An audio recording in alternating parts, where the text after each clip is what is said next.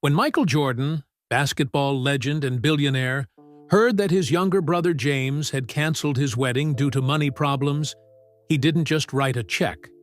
Instead, Michael came up with a secret plan that would help his brother while protecting his pride.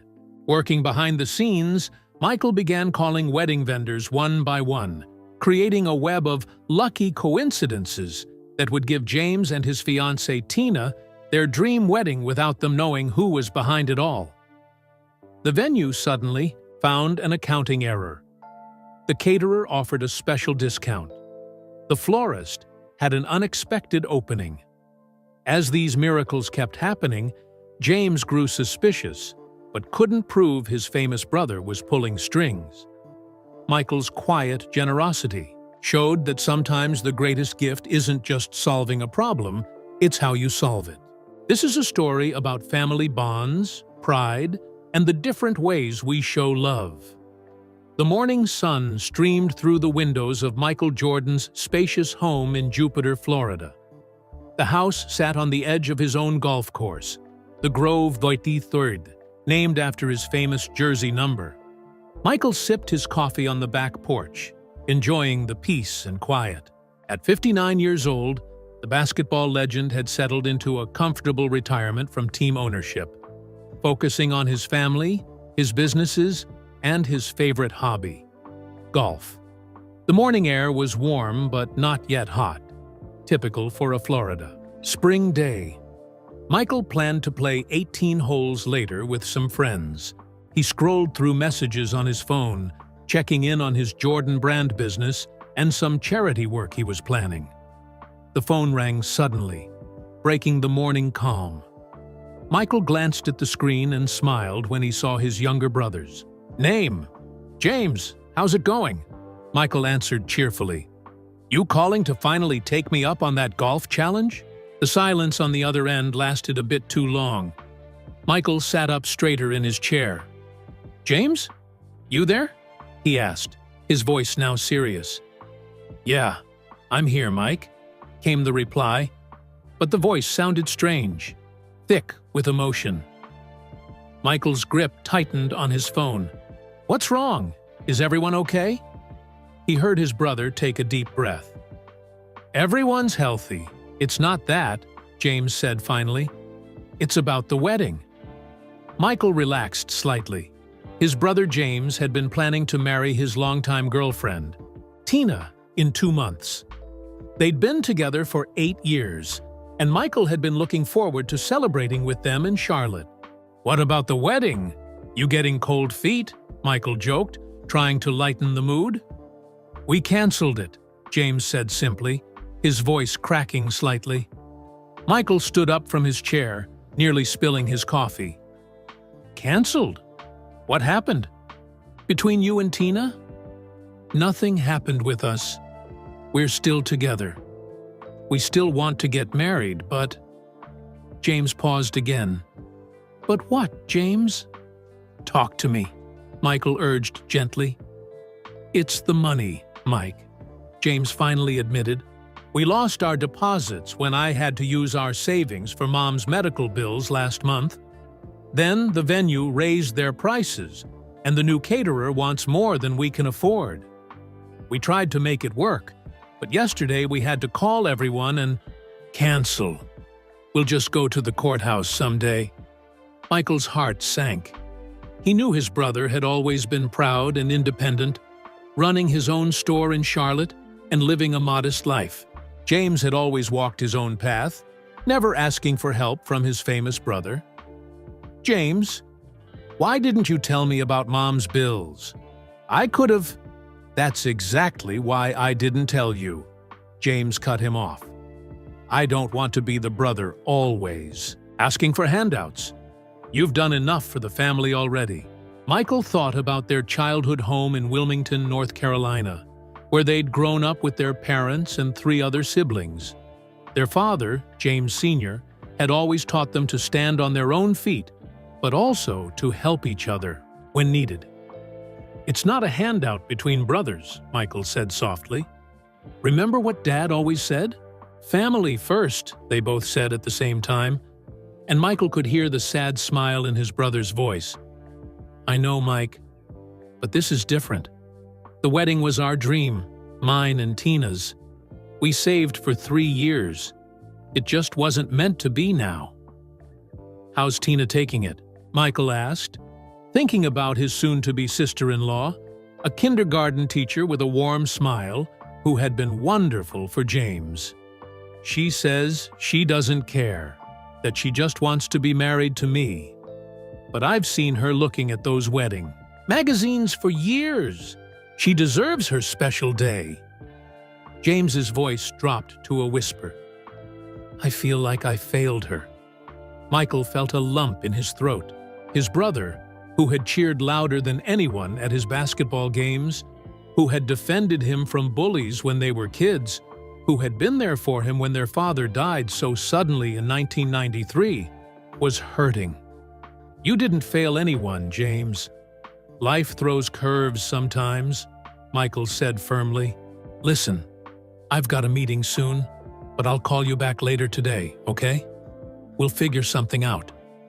"There's nothing to figure out, Mike. I just needed to tell you why we canceled. Don't worry about us. We'll be fine." After a few more minutes of talk, they hung up. Michael put down his phone and walked to the edge of his property, looking out over the perfectly maintained golf course that bore his name. The irony wasn't lost on him. He had more money than he could spend in a lifetime, while his own brother couldn't afford a wedding. Michael Jordan had faced many challenges in his life: tough playoff games, business setbacks, personal tragedies. But few had hit him this hard. This wasn't about basketball or business. This was family. He pulled out his phone again and called his personal assistant. "Marcus, I need you to clear my schedule for the next few days," he said decisively. Something important came up with family. "Of course, Mr. Jordan. Anything I can help with?" Marcus asked. Michael looked back at his house, thinking about his brother's pride and how careful he would need to be. "Actually, yes," Michael replied slowly, a plan already forming in his mind. "I need you to get me some information. Very quietly. I need to know about a canceled wedding in Charlotte." As Michael began explaining his idea, he felt the same determination that had helped him win 6 NBA championships. His brother had always been there for him. Now it was his turn to be there for James.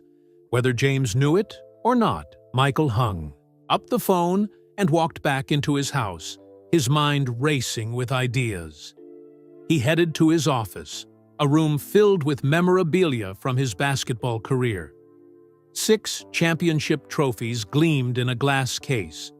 Framed jerseys hung on the walls. Photos of great moments covered another wall. Dunking from the free throw line, holding up championship trophies, playing baseball during his break from basketball. But it was the family photos that caught his eye now. Michael walked over to a large framed picture of the entire Jordan family taken on Christmas nearly 40 years ago. There they all were, his parents, James Sr. and Dolores, standing proud behind their 5 children. Michael, his older brothers Ronnie and Larry, younger brother James Jr. and their sister Roslyn. Michael touched the glass over his father's face gently. James Sr. had been gone for over 30 years now, murdered in 1993 while napping in his car. The pain of that loss had changed Michael forever. His father had been his biggest supporter, attending every game he could, offering advice and encouragement. "What would you do, Dad?" Michael whispered to the photo. He already knew the answer. James Sr. had always taught them that family was everything. "You can have all the money and fame in the world," he used to say, "but without family to share it with, it means nothing." Michael sat down in his leather chair and closed his eyes, remembering their childhood home in Wilmington, North Carolina. It wasn't a fancy house, but it was always full of love and laughter. All the Jordan kids were competitive, especially Michael and Larry, who battled fiercely in their backyard basketball games. Larry had been the better player when they were young, pushing Michael to improve. People often forgot that part of Michael's story. Michael smiled at the memory of those games, how they'd play until it was too dark to see the ball, their mother calling them in for dinner. His thoughts turned to James, the youngest brother. Though quieter than the others, James had a kind heart and steady nature. He'd been only 11 when Michael left for college at North Carolina. By the time Michael was winning championships with the Chicago Bulls, James was finding his own path, never wanting to live in his famous brother's shadow. The Jordan family had stayed tight-knit despite Michael's fame. His mother Dolores made sure of that, keeping everyone grounded. She'd never been impressed by the fame or fortune.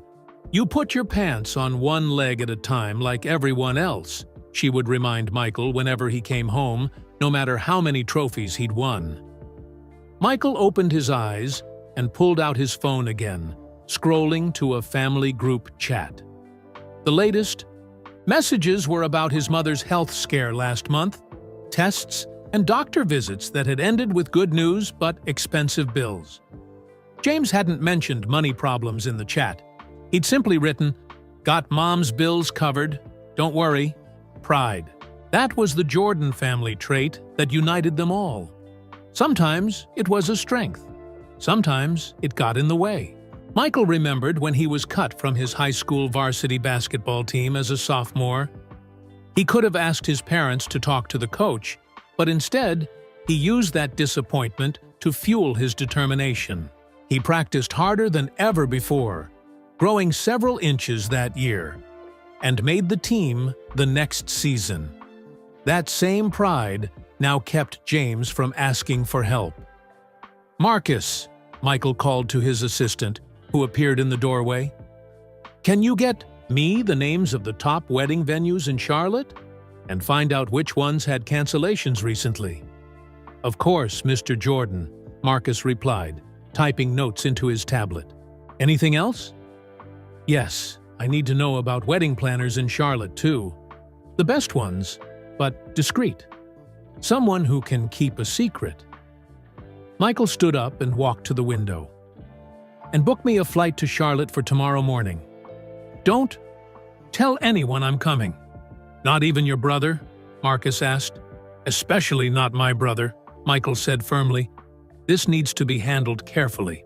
After Marcus left, Michael called his sister Rosalind, the only person he trusted completely with this delicate situation. "You want to do what?" Rosalind asked after Michael explained his plan. "I want to save James's wedding without him knowing I paid for it," Michael repeated. "I need your help." "Mike, that's sweet, but James will figure it out. He's not dumb." "Not if we do it right," Michael insisted. "Remember when Dad used to leave money in Mom's purse and pretend he didn't know how it got there?" Rosalind laughed. "And Mom always knew it was him, but pretended she didn't, so he could feel good about helping.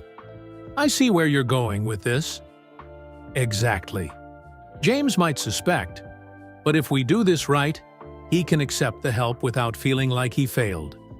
There was a pause before Rosalind spoke again. "This is why you were always my favorite brother." "Don't let the others hear you say that," Michael joked, feeling better already. "So you'll help?" "Of course." "What do you need me to do?" Michael outlined his plan. Rosalind would contact Tina, James's fiancée, asking about the canceled wedding, as if she'd just heard the news. She would get the details, venues, caterers, florists, everything they had planned before canceling. "Just don't make it obvious you're fishing for information," Michael cautioned. "Please," Rosalind scoffed. "I've been keeping secrets in this family since before you could dunk. I've got this." After finishing the call with his sister, Michael walked over to another photo on his wall.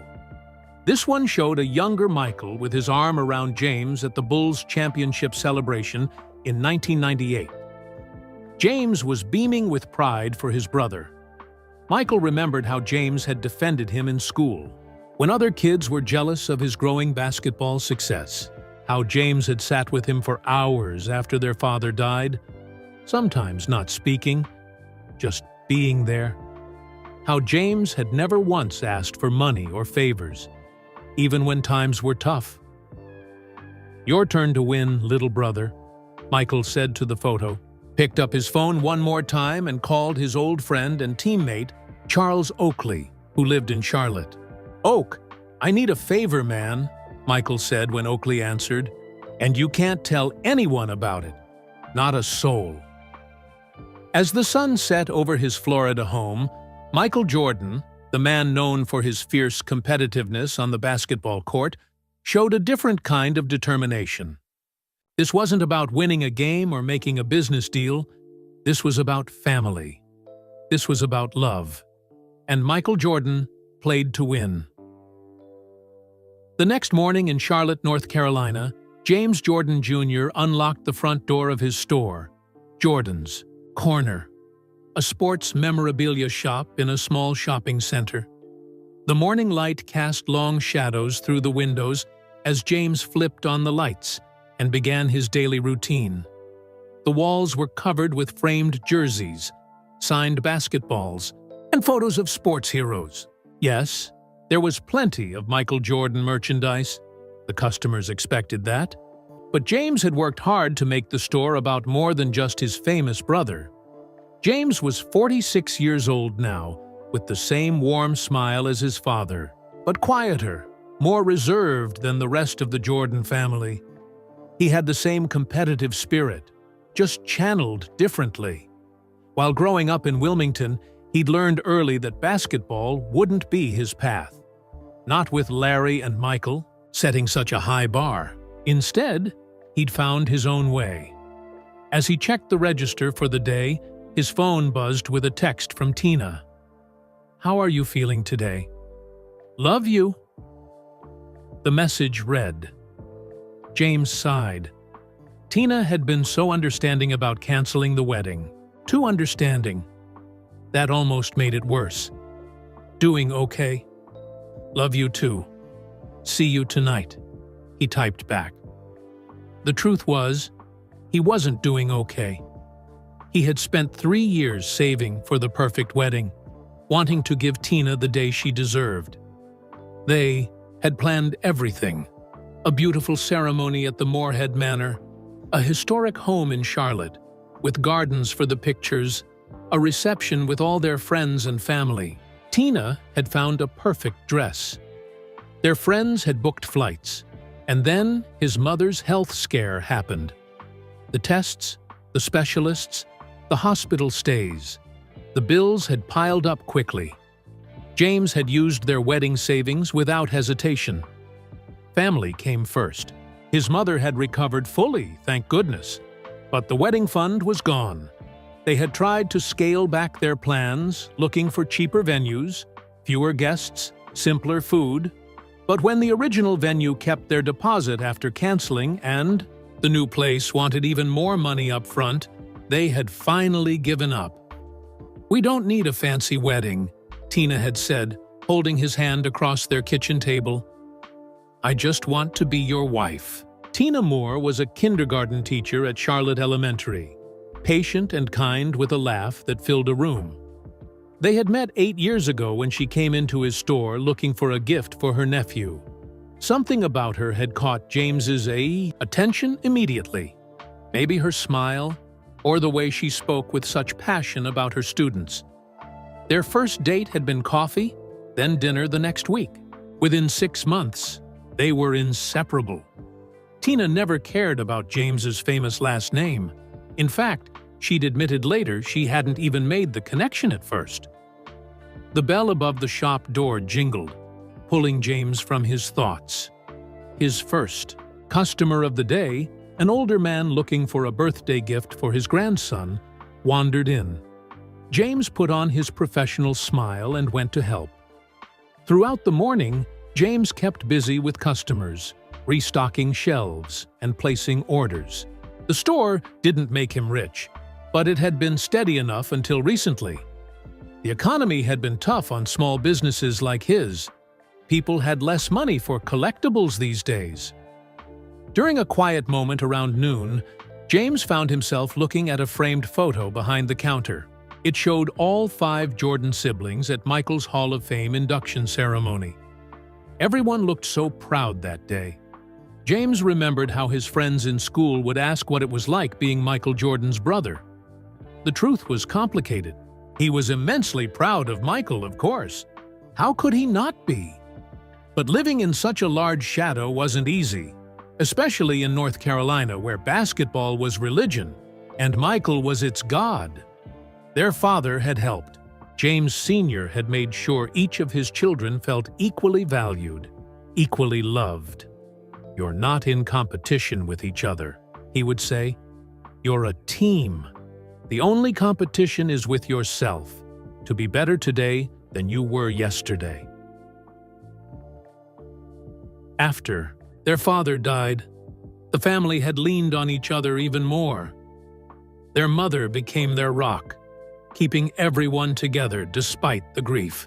Michael had taken it especially hard, eventually leaving basketball for a time.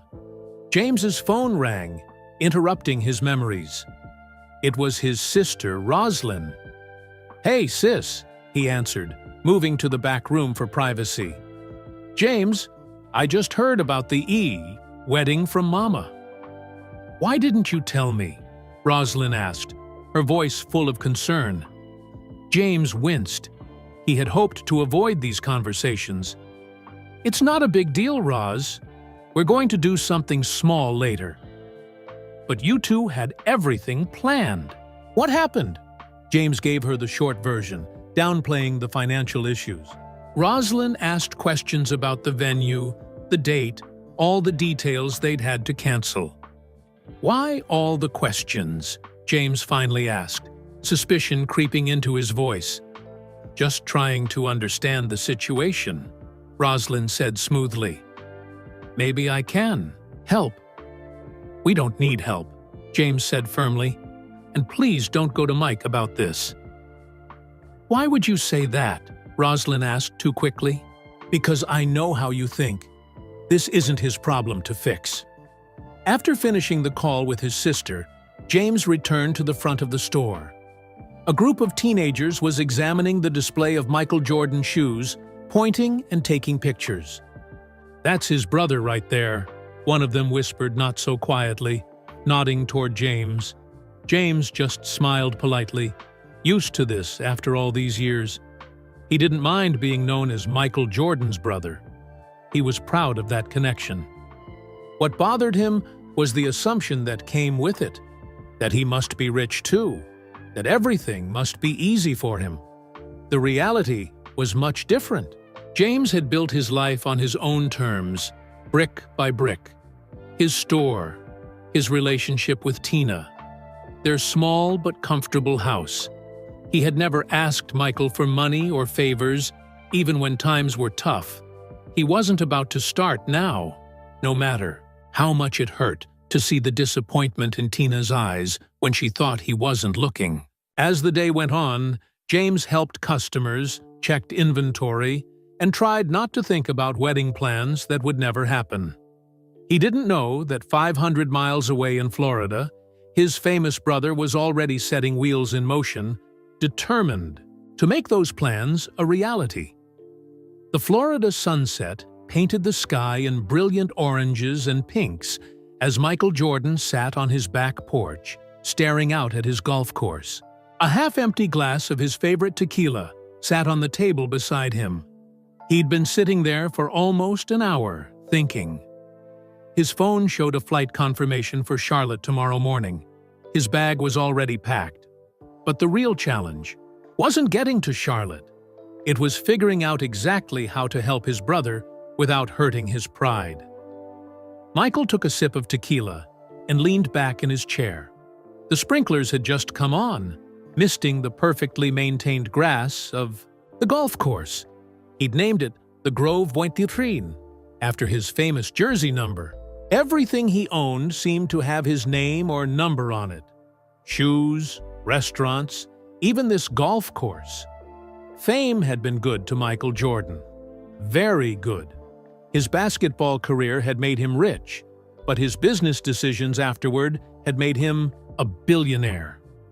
The Jordan brand alone generated billions in sales every year. He could buy almost anything he wanted, but he couldn't buy his brother's pride. That was something money couldn't touch. Michael pulled out his phone and looked at the notes his assistant Marcus had sent. There were 3 wedding venues in Charlotte that had cancellations in the next month. One of them was Moorhead Manor, a historic home with beautiful gardens, exactly the kind of place James and Tina would love. His sister Roslyn had texted earlier, with more details she'd gotten from her call with James. The original wedding date had been June 15th, just 6 weeks away. About 80 guests were expected. They had chosen blue and silver for their colors. "Most of the deposits are gone," Roslyn had written. "They lost almost everything when they canceled. James is taking it hard, even though he tries not to show it." Michael rubbed his temples. If he simply offered to pay for everything, James would refuse. He had to be smarter than that, more creative. Like setting up a play on the basketball court, he needed to think several moves ahead. The sound of footsteps made Michael look up. His wife was walking toward him, carrying a light jacket. "It's getting cooler," she said, draping the jacket over his shoulders before sitting in the chair next to him. "Still thinking about James?" Michael nodded. "I need to help him, but I can't let him know I'm helping." "Why not just tell him the truth?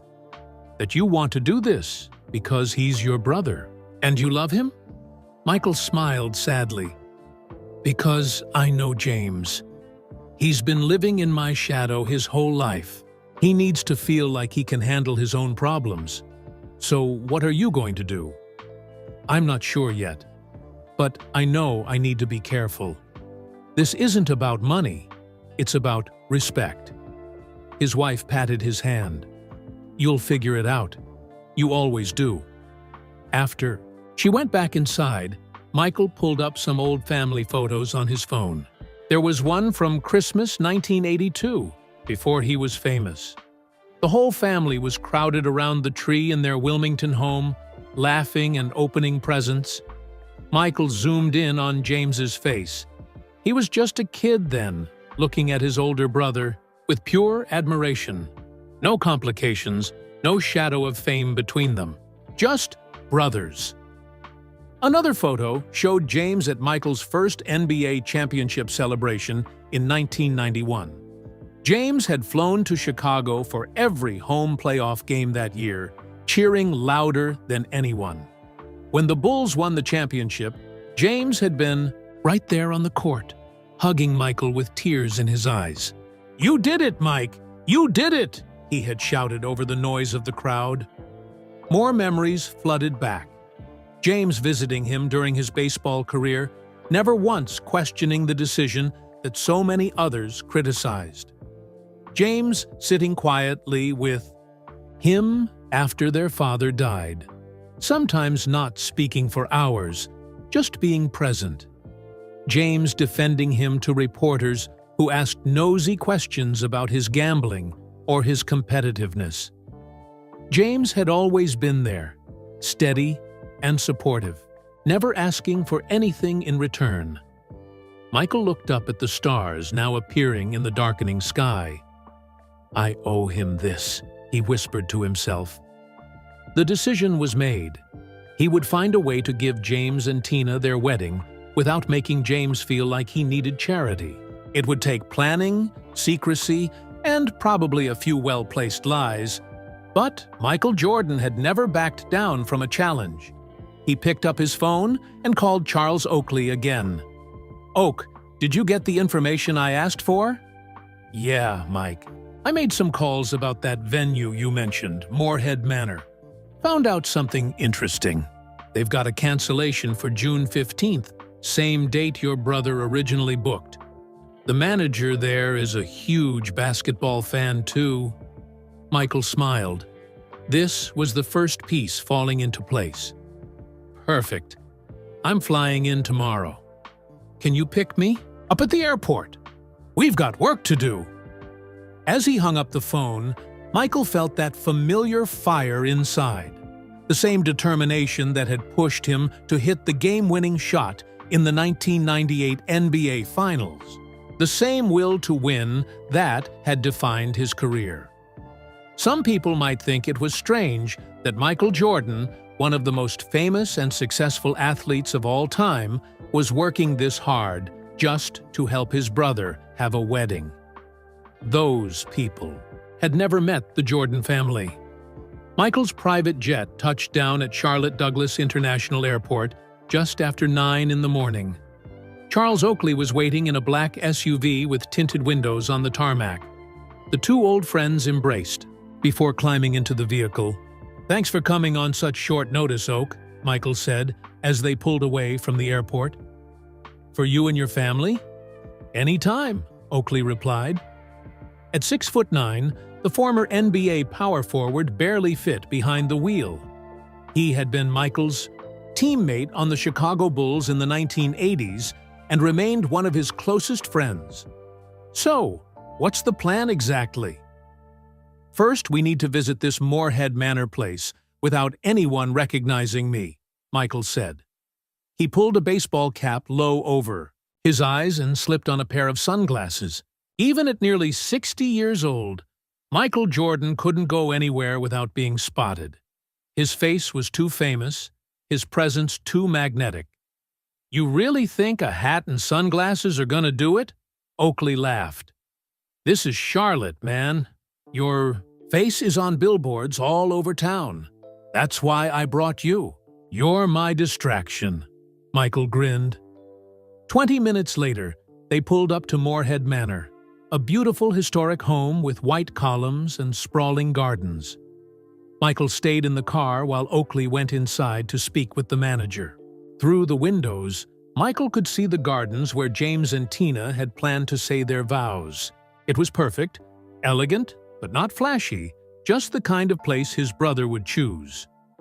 Oakley returned with a thin man in a suit who kept glancing nervously at the SUV. "Mr. Norton wants to speak with you directly," Oakley said, opening the door. "He's the manager." The man peered into the car, his eyes widening when he recognized Michael. "Mr. Jordan, this is such an honor," he stammered. "Please, come inside where we can talk privately." Inside his office, Norton couldn't stop staring at Michael. "I never thought I'd have the actual Michael Jordan in my office. I was at your last game with the Hornets, you know, when you were an owner." "That's nice," Michael said politely. "But I'm here about something else. I understand you had a cancellation for June 15th. "Yes, just yesterday. A shame, really. It's our busiest season, but so late in the game it will be hard to rebook." Michael leaned forward. "I'd like to book that date." Norton blinked in surprise. "For yourself, Mr. Jordan?" "No, for my brother James. He and his fiancée, Tina Moore, had actually booked this place originally, but had to cancel. I'd like to reinstate their wedding, but with one condition." Michael explained his unusual request. The venue would contact James, claiming there had been an accounting error. His deposit hadn't been processed correctly and was still available. Furthermore, a fortuitous cancellation had reopened his original date. The venue would offer to reinstate his original booking at a special rate due to the confusion. "But there's no special rate. I'll pay the full amount, plus extra for your discretion," Michael said, sliding a check across the desk. "My brother can't know I'm involved." Norton stared at the check, then at Michael. "May I ask why the secrecy?" Michael hesitated, then decided honesty was best. "My brother has always made his own way. He doesn't want to be in my shadow. If he knew I was paying, he'd refuse." Norton nodded slowly. "I understand family pride, Mr. Jordan. My own brother and I are the same way." He picked up the check. "Consider it done. I'll call Mr. Jordan, your brother, this afternoon with the good news about our accounting error. One more thing, Michael added. I need the names of the other vendors they had booked. Caterer, florist, photographer, everything. Back in the SUV, Michael checked off the first item on his list. The venue's handled. Now we need to track down all the other wedding services without James finding out. How are you going to do that? Oakley asked as they drove through Charlotte. I've got people working on it, Michael replied, checking his phone. His assistant, Marcus, had texted a list of local wedding vendors that Rosalind had extracted from her conversation with James. We need to visit each one and make the same deal. Their next stop was a small catering company called Charlotte's Finest. The owner, a middle-aged woman named Karen, almost dropped her tray of samples when Michael walked in. "Oh my goodness," she gasped. "You're him." Michael gave her his famous smile. "Yes, ma'am, and I need your help with something important." Karen's catering company had been one of the services James and Tina had to cancel. Like the venue, they had lost their deposit.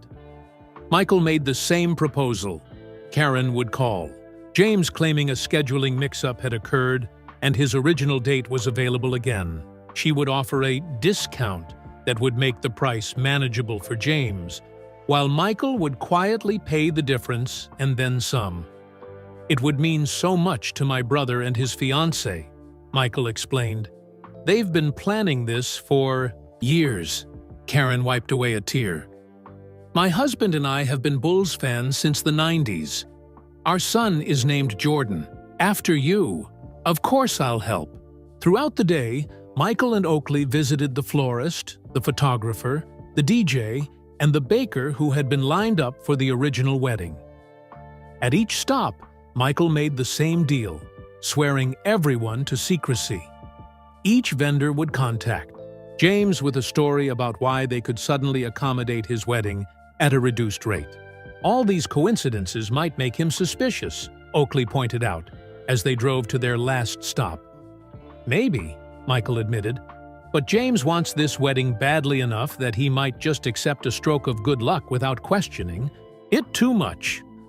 Their final visit was to a local men's formal wear shop where James had ordered tuxedos. The owner was more difficult to convince. "I don't know, Mr. Jordan," he said skeptically. Telling him we suddenly found his deposit that was supposedly non-refundable? That's a pretty big stretch, Michael thought for a moment. What if you tell him a customer canceled a large order and you're overstocked with his size? You can offer him a store credit for the lost deposit. The owner nodded slowly. That could work. It happens sometimes. By late afternoon, Michael and Oakley had visited every vendor on the list. Each had agreed to contact James with their own good news story. The plan was coming together, but the timing would be crucial. "We need the calls spaced out," Michael told his assistant Marcus over the phone. "If everyone calls him on the same day with good news, he'll definitely suspect something." Back in the SUV, Michael finally relaxed. Phase 1 of his plan was complete. Now came the hardest part, staying in the shadows while making sure everything went perfectly. "You think this will actually work?" Oakley asked, as they headed to his home, where Michael would stay to avoid being spotted at a hotel. Michael looked out the window at the Charlotte skyline. "It has to work, Oak. This isn't just about a wedding. It's about showing my brother that sometimes good things happen to good people." Oakley nodded. "You're a good brother, Mike." "I'm trying to be," Michael replied softly. "James deserves this. Happiness. And if I have to pull a few strings behind the scenes to make it happen, that's what I'll do." As the SUV turned onto a quiet suburban street, Michael's phone buzzed with a text from Rosalind. "James just called me. Moorhead Manor contacted him about an accounting error. He's suspicious, but excited. Plan is in motion." Michael smiled. The game was on. The next morning, Michael sat at Charles Oakley's kitchen table, drinking coffee and making calls. His list of allies was growing.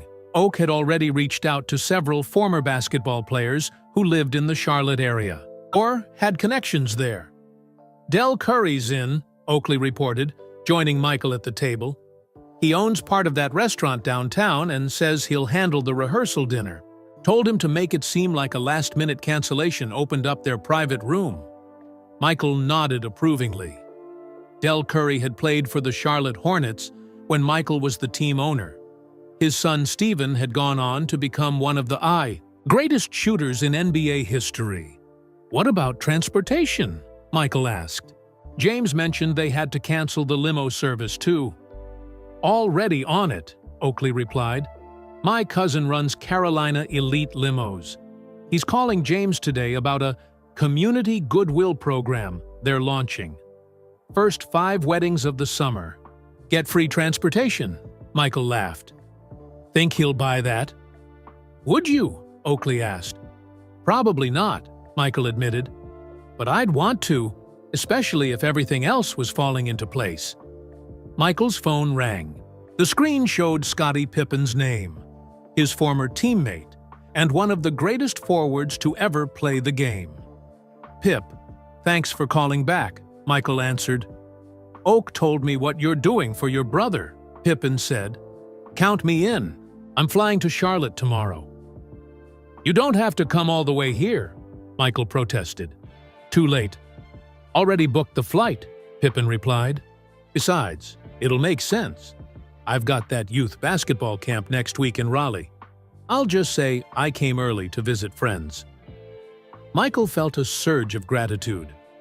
Throughout his career, he had been known as an intense competitor, sometimes hard on teammates and rivals alike. But those who knew him best understood his loyalty ran deep. "What do you need me to do?" Pippen asked. "We need more people we can trust," Michael explained. "James is smart. If things fall into place too easily, he'll get suspicious." They discussed the plan for several minutes. Pippen would serve as another set of eyes and ears around Charlotte, helping coordinate the various vendors without being seen with Michael. As another famous former Bull, Pippen could move freely around town, making arrangements without raising suspicions. "How about a wedding gift fund?" Pippen suggested. "Something where friends and family can contribute without him knowing how much. Came from you." "That's perfect," Michael said. "Set it up with a local bank. Make it anonymous. Donors' names hidden from the recipients." Next, Michael called his old Chicago Bulls coach, Phil Jackson.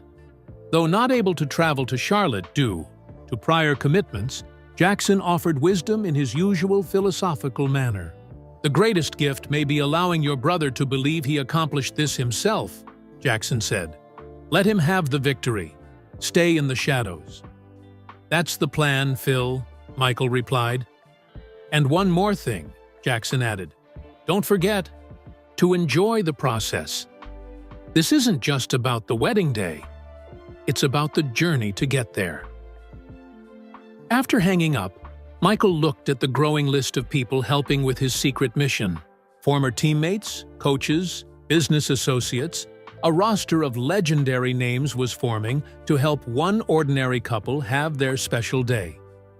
A text came in from Isaiah Thomas, Michael's fierce rival during their playing days. Their relationship had been famously contentious, especially during the heated Chicago-Detroit playoff battles of the late 1980s.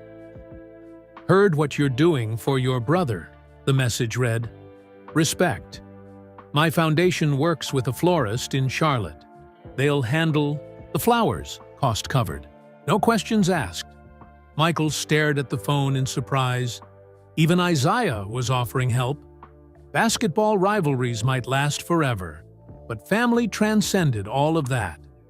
By noon, Michael had fielded calls from a dozen more people wanting to help. Some were famous athletes. Others were business connections from his Jordan brand empire. All wanted to be part of the mission. "This is getting bigger than I expected," Michael told Oakley. "That's your effect on people. Oakley replied. "When Michael Jordan calls, people listen." Michael's phone buzzed with a message from Roslyn. James just got a call from the photographer. He's starting to think it's his lucky day. Still doesn't suspect anything. "We need to be careful," Michael said, more to himself than to Oakley. "Too much good luck might seem suspicious. Or," Oakley countered, "it might seem like the universe is finally giving your brother a break." Later that afternoon, Michael received another message from his sister. "Tina is crying happy tears. The cake bakery called and said they had a cancellation and can do their wedding after all." Michael felt a lump in his throat. This wasn't about basketball or business deals. This wasn't about winning championships or building a billion-dollar brand. This was about family, about making his little brother happy. As the day ended, Michael looked at the list of tasks completed and those still to do. The venue, catering, photography, transportation, flowers, and cake were all arranged. Still needed were the music, decorations, and 100 other details that would make the wedding perfect. The team was assembled. The plan was in motion. And Michael Jordan, the man who had led the Chicago Bulls to 6 NBA championships, was facing what might be his most important challenge yet: giving his brother the perfect wedding without taking away his pride. Early the next morning, Michael moved his operation to a private office at the Jordan brand headquarters in Charlotte. Few people knew he was in town, and he wanted to keep it that way. The spacious corner office overlooked the city, with Michael's familiar Jumpman logo visible on the building across the street. "James called me last night," Oakley reported as he entered with coffee. "He's excited but confused. Says it's like the whole world suddenly wants his wedding to happen." Michael smiled. "Good, as long as he doesn't suspect me." "Oh, he suspects," Oakley chuckled. "But he can't prove anything."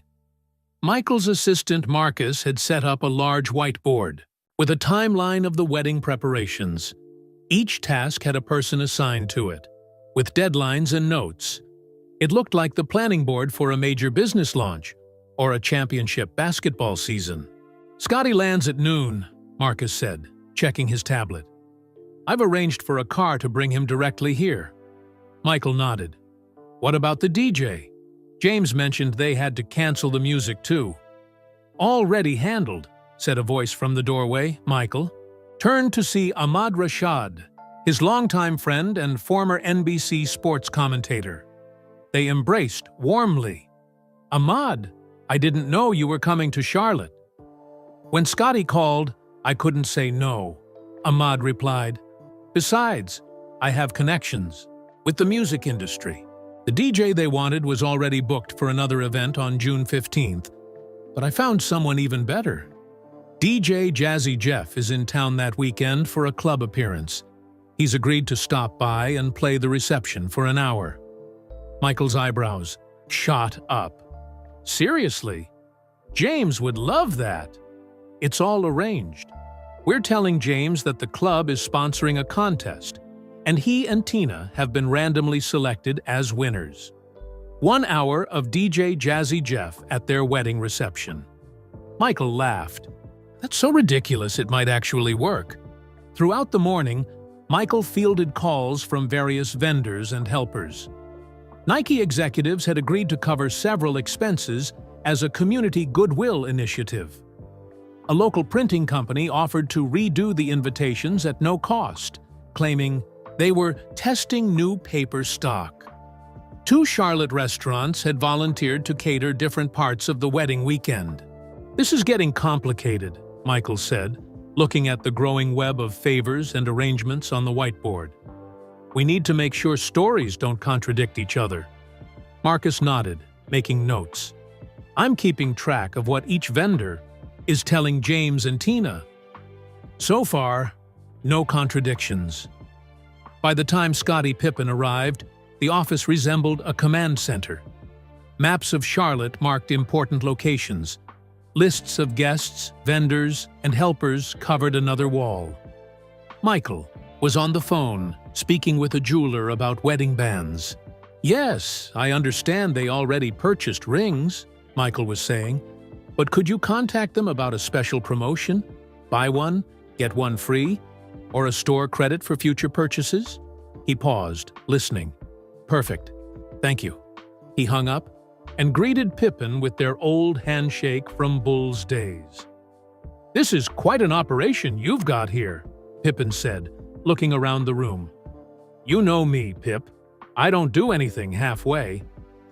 Pippin picked up a folder labeled Backup Plans and flipped through it. "You've thought of everything." "Not everything," Michael admitted. "What happens when James figures out I did all this? He's going to be upset." "Is he, though?" Pippin challenged. "Think about it. Deep down, he probably wants to believe good things can happen to him, that the universe isn't against him." "The universe isn't helping him," Michael pointed out. "I am. Maybe you're the universe's way of helping," Pippin suggested with a smile. Michael's phone buzzed with a message from Roslyn. "James just called. Tina's dress shop called. They found her exact dress on sale. He's starting to believe in miracles." Michael showed the message to Pippin and Oakley, who both laughed. "The dress was the trickiest part," Michael explained. "We couldn't find out exactly which one Tina wanted without raising suspicions. Roslyn had to call every bridal shop in Charlotte, pretending to be Tina's cousin looking for ideas for her own wedding. Finally, found the shop where Tina had put a dress on hold before they canceled. And now the shop mysteriously found the same dress on sale?" Oakley grinned. 50% off, Michael confirmed. "A sample sale, they called it." The phone on the desk rang, a secure line that only a few people had the number for. Michael answered and was surprised to hear his mother's voice. "Michael Jeffrey Jordan, what are you up to?" Dolores Jordan asked directly. Michael glanced at Pippin and Oakley and mouthed, "Mom," with a slightly worried expression. "What do you mean?" he asked innocently. "Don't play games with me," his mother replied. "James called me this morning, all excited about his wedding being back on. Says it's a miracle. Now, I've lived long enough to know there aren't that many miracles involving wedding venues and catering companies." Michael sighed. There was no point lying to his mother. He never could. "I'm helping him, Mama. But he can't know it's me." "Why not?" "Because he's proud. Like Dad was. Like you taught us to be." There was a pause on the line. Then Dolores spoke, more softly. "Your father would be very proud of you right now, Michael. Just be careful with your brother's feelings. Pride is a complicated thing." "I know, Mama. That's why I'm being so careful." After hanging up, Michael stared out the window at the Charlotte skyline. He was walking a fine line between helping his brother and respecting his independence. If James discovered too soon that Michael was behind everything, he might cancel the wedding again out of pride. The office door opened, and a young woman from the marketing department poked her head in. "Mr. Jordan, there's a call from James Jordan on line 2. The room went silent. Michael looked at Pippin and Oakley, both of whom appeared concerned. "Did he ask for me specifically?" Michael questioned. "No, sir. He called the main office line, asking about promotional items for his store. The receptionist recognized the name and put him through to marketing." "But since you're here..." Michael shook his head. "Transfer the call to Greg in merchandise. Don't mention I'm in the building." After the woman left, Oakley whistled low. "That was close." "Too close," Michael agreed. "I need to be more careful. If James finds out I'm in Charlotte, he'll know. Something's up." The rest of the day was spent coordinating various aspects of the wedding rescue mission. Michael worked the phones from his office, while Scotty and Oak ventured out into Charlotte to meet with vendors in person. By evening, almost everything was arranged. The wedding was back on track, with most of the original plans restored and several upgrades added. Through a complex web of favors, discounts, and mysterious lucky breaks, James and Tina would get the wedding they had dreamed of. Michael sat alone in the office after everyone else had left, looking at a photo of James on his phone. His younger brother was smiling in the picture, arm around Tina at a family barbecue last summer. "I hope I'm doing the right thing," Michael whispered to the empty room. His phone buzzed with a final message for the day from Roslyn. "James just told me he thinks someone up there is looking out for him and Tina. If only he knew it was his big brother down here pulling the strings." Michael smiled. For now, at least, the plan was working. His invisible hand was guiding his brother's wedding back on track, and James was none the wiser.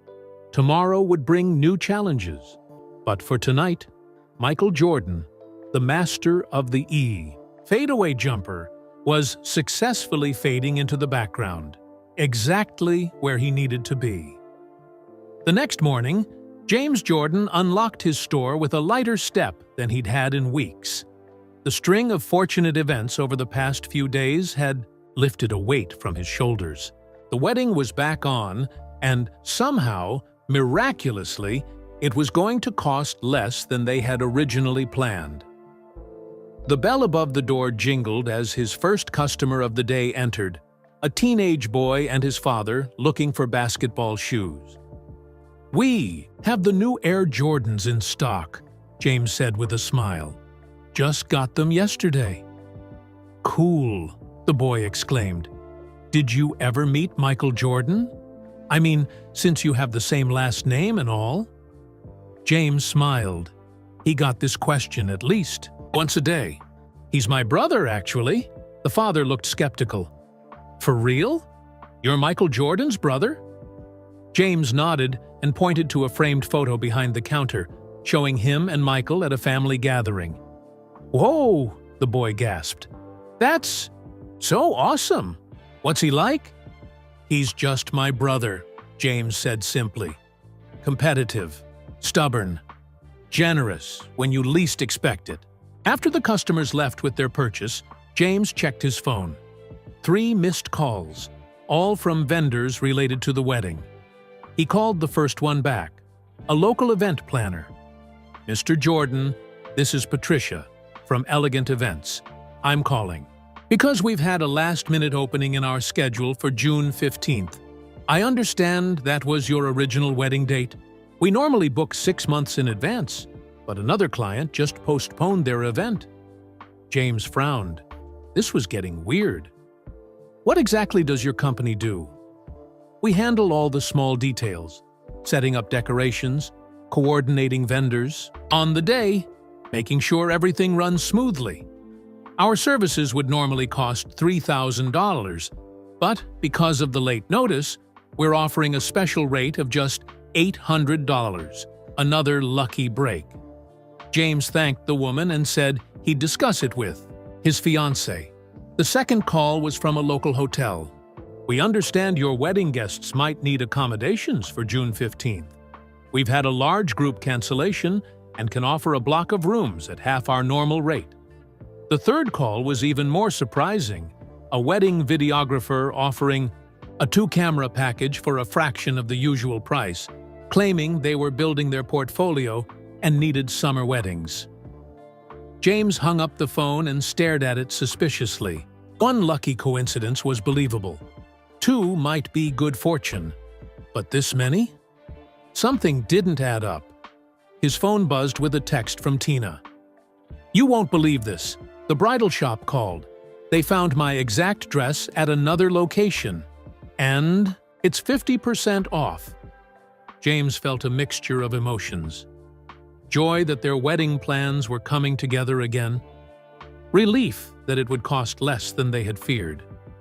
But also a growing suspicion that these coincidences weren't coincidences at all. During his lunch break, James closed the shop and drove to Moorhead Manor, the wedding venue that had mysteriously found an error in their accounting. He wanted to see the place again and, just maybe, find some answers. The manager, Mr. Norton, greeted him with a smile that seemed a little too eager. "Mr. Jordan, what a pleasant surprise. Are you here to discuss the details of your June 15th ceremony?" "Actually," James said carefully, "I'm curious about something. How exactly did you discover this accounting error with my deposit?" Norton's smile faltered slightly. "Oh, well, you know, our quarterly audit revealed several inconsistencies. Yours wasn't the only account affected. And the cancellation that reopened my date, that was just lucky timing?"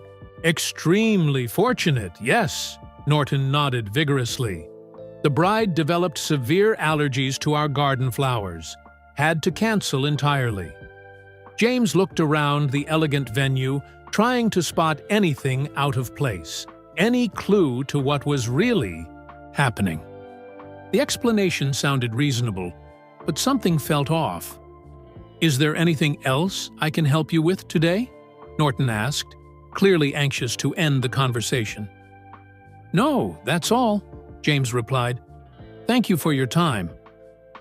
As he walked back to his car, James stopped suddenly.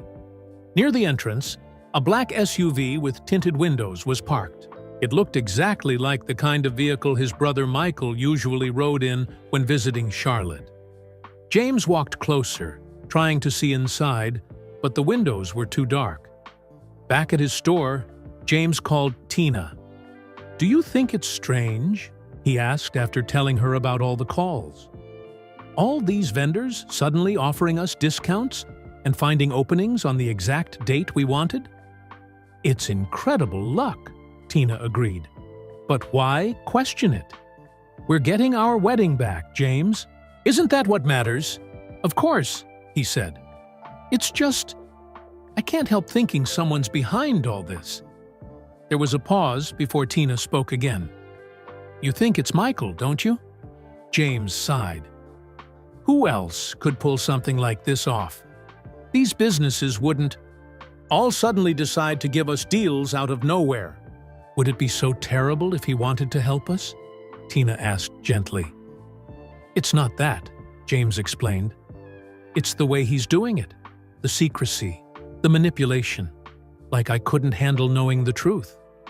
"Or," Tina suggested, "maybe he knows you well enough to understand you wouldn't accept his help directly. He's respecting your pride, James." James hadn't thought of it that way. Was it possible Michael was being secretive not to trick him, but to protect his dignity? That evening at home, James sat on his back porch, gazing at the stars and thinking about his brother. They had always had a complicated relationship. Growing up in the shadow of the world's greatest basketball player wasn't easy. Everyone always asked about Michael, expected James to be like Michael, but Michael had never treated him as less than, never flaunted his success or made James feel small. In fact, Michael had always been supportive, always been there when it truly mattered. James pulled out his phone and scrolled to Michael's number. His thumb hovered over the call button. Should he confront his brother? Ask him directly if he was behind all these lucky breaks? Before he could decide, his phone rang. It was the DJ they had originally booked, calling with news that seemed too good to be true. "Mr. Jordan, you're not going to believe this, but we've been selected to participate in a promotional event with DJ Jazzy Jeff. He'll perform at one wedding reception in June, and your date is perfect. Would you be interested?" James couldn't help but laugh. This was getting ridiculous. But as he listened to the excited DJ explain the contest, he made a decision. Maybe, just maybe, he would accept these gifts without question. If Michael was behind it all, there would be time enough to thank him or confront him later. For now, their wedding was back on, and somehow, impossibly, it was going to be even better than they had dreamed. The next morning, James woke up early. He made coffee and sat at the kitchen table. making a list of all the coincidences that had happened in the past few days. The venue, the caterer, the photographer, the florist, the DJ, the dress, the hotel rooms, the videographer, the tuxedos, the transportation. Every single aspect of their wedding had mysteriously fallen back into place, often at reduced prices. The logical part of James's brain knew this couldn't be random chance. Someone had to be pulling strings. His phone rang, interrupting his thoughts. Michael's name flashed on the screen. James took a deep breath before answering. "Hey, Mike." "James, how's it going, little brother?" Michael's voice sounded casual, perhaps a little too casual. "Things are good," James replied carefully. "Really good, actually." "Oh, yeah. What's going on?" James hesitated. If Michael was behind everything, he was playing dumb remarkably well. And if he wasn't, James would sound crazy explaining his suspicions. "The wedding's back on," James said finally. "What?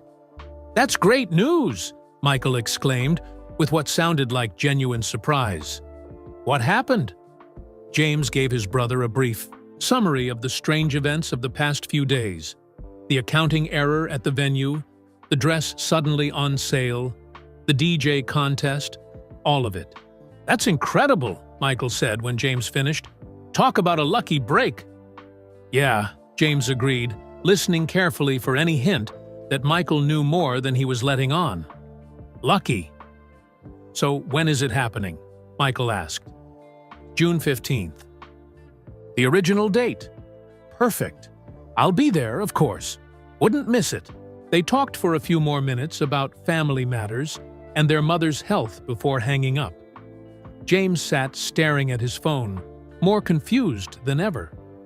Either Michael was telling the truth and wasn't involved, or he was a much better actor than James had given him credit for. Later that morning, James and Tina met with Mr. Norton at Moorhead Manor to go over the details of their reinstated wedding plans. "Everything is proceeding smoothly," Norton assured them, showing them around the gardens where their ceremony would take place. "The weather in June is typically beautiful, and these roses will be in full bloom." Tina squeezed James's hand, her eyes shining with happiness. "I can't believe this is happening again. It feels like a dream." Norton led them to the ballroom where their reception would be held. "We can accommodate up to 100 guests here. The dance floor is over there, and the DJ will set up in that corner." As Norton continued explaining the layout, James noticed something on a desk in the corner of the room, a legal pad with notes scribbled on it. One line caught his eye. "MJ approved final payment." James's heart skipped a beat. MJ, Michael Jordan. It had to be. "Excuse me," he said, interrupting Norton mid-sentence. "Whose notes are those on the desk?" Norton turned, saw what James was looking at, and quickly moved to block his view. "Oh, those are just some notes for another event. Nothing to do with your wedding." But James had seen enough. His suspicions were confirmed. Michael was behind all of this. On the drive home, James was unusually quiet. Tina noticed and placed her hand on his knee. "What's wrong? You should be happy. Everything's coming together perfectly." "Too perfectly," James muttered. "I saw some notes at the venue. They mentioned MJ approving a payment." Tina's eyes widened. "Michael? You think he's paying for our wedding?" "Not just paying. Orchestrating everything. All these lucky breaks. It's all him, pulling strings behind the scenes." Tina was quiet for a moment before responding. "If that's true, is it really so terrible?" James gripped the steering wheel tighter. "It's not about the money, Tina. It's about him thinking I need to be rescued. Like I can't take care of my own family, my own wedding." "Or maybe," Tina suggested gently, It's about him loving you and wanting to help without hurting your pride.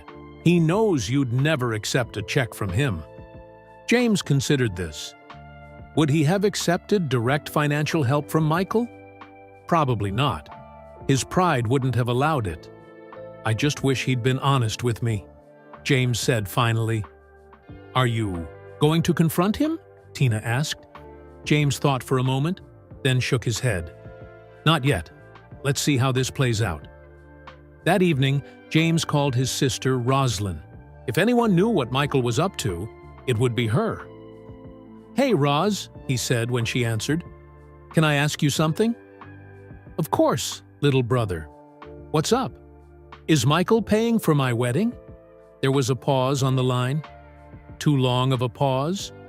What makes you think that? Roslyn asked carefully. Come on, Roz. All these vendors suddenly calling with special deals? The venue finding an accounting error? It's too much to be coincidence. Roslyn sighed.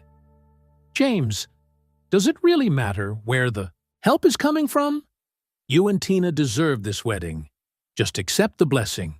It wasn't a denial, which told James everything he needed to know. So he is behind it, James pressed. Is he in Charlotte right now? I think you should talk to Michael about this, Roslyn said, avoiding the question. But maybe not until after. The wedding? Let yourself enjoy this, James. That's all any of us want for you. After hanging up, James called Michael again, but the call went to voicemail. He didn't leave a message. Later that night, he told Tina about his conversation with Roslyn. What are you going to do? She asked, curling up next to him on the couch. James was quiet for a long time before answering. Nothing. At least, not yet. Nothing? Tina looked surprised. If Michael wants to help from the shadows, let him. We'll have our wedding. It will be beautiful. Our families will be there. And afterward, I'll thank him properly. Tina smiled and kissed his cheek. I think that's the right decision. And for what it's worth, I think it's incredibly sweet what he's doing. James nodded slowly. It is sweet. Annoying and controlling, but sweet.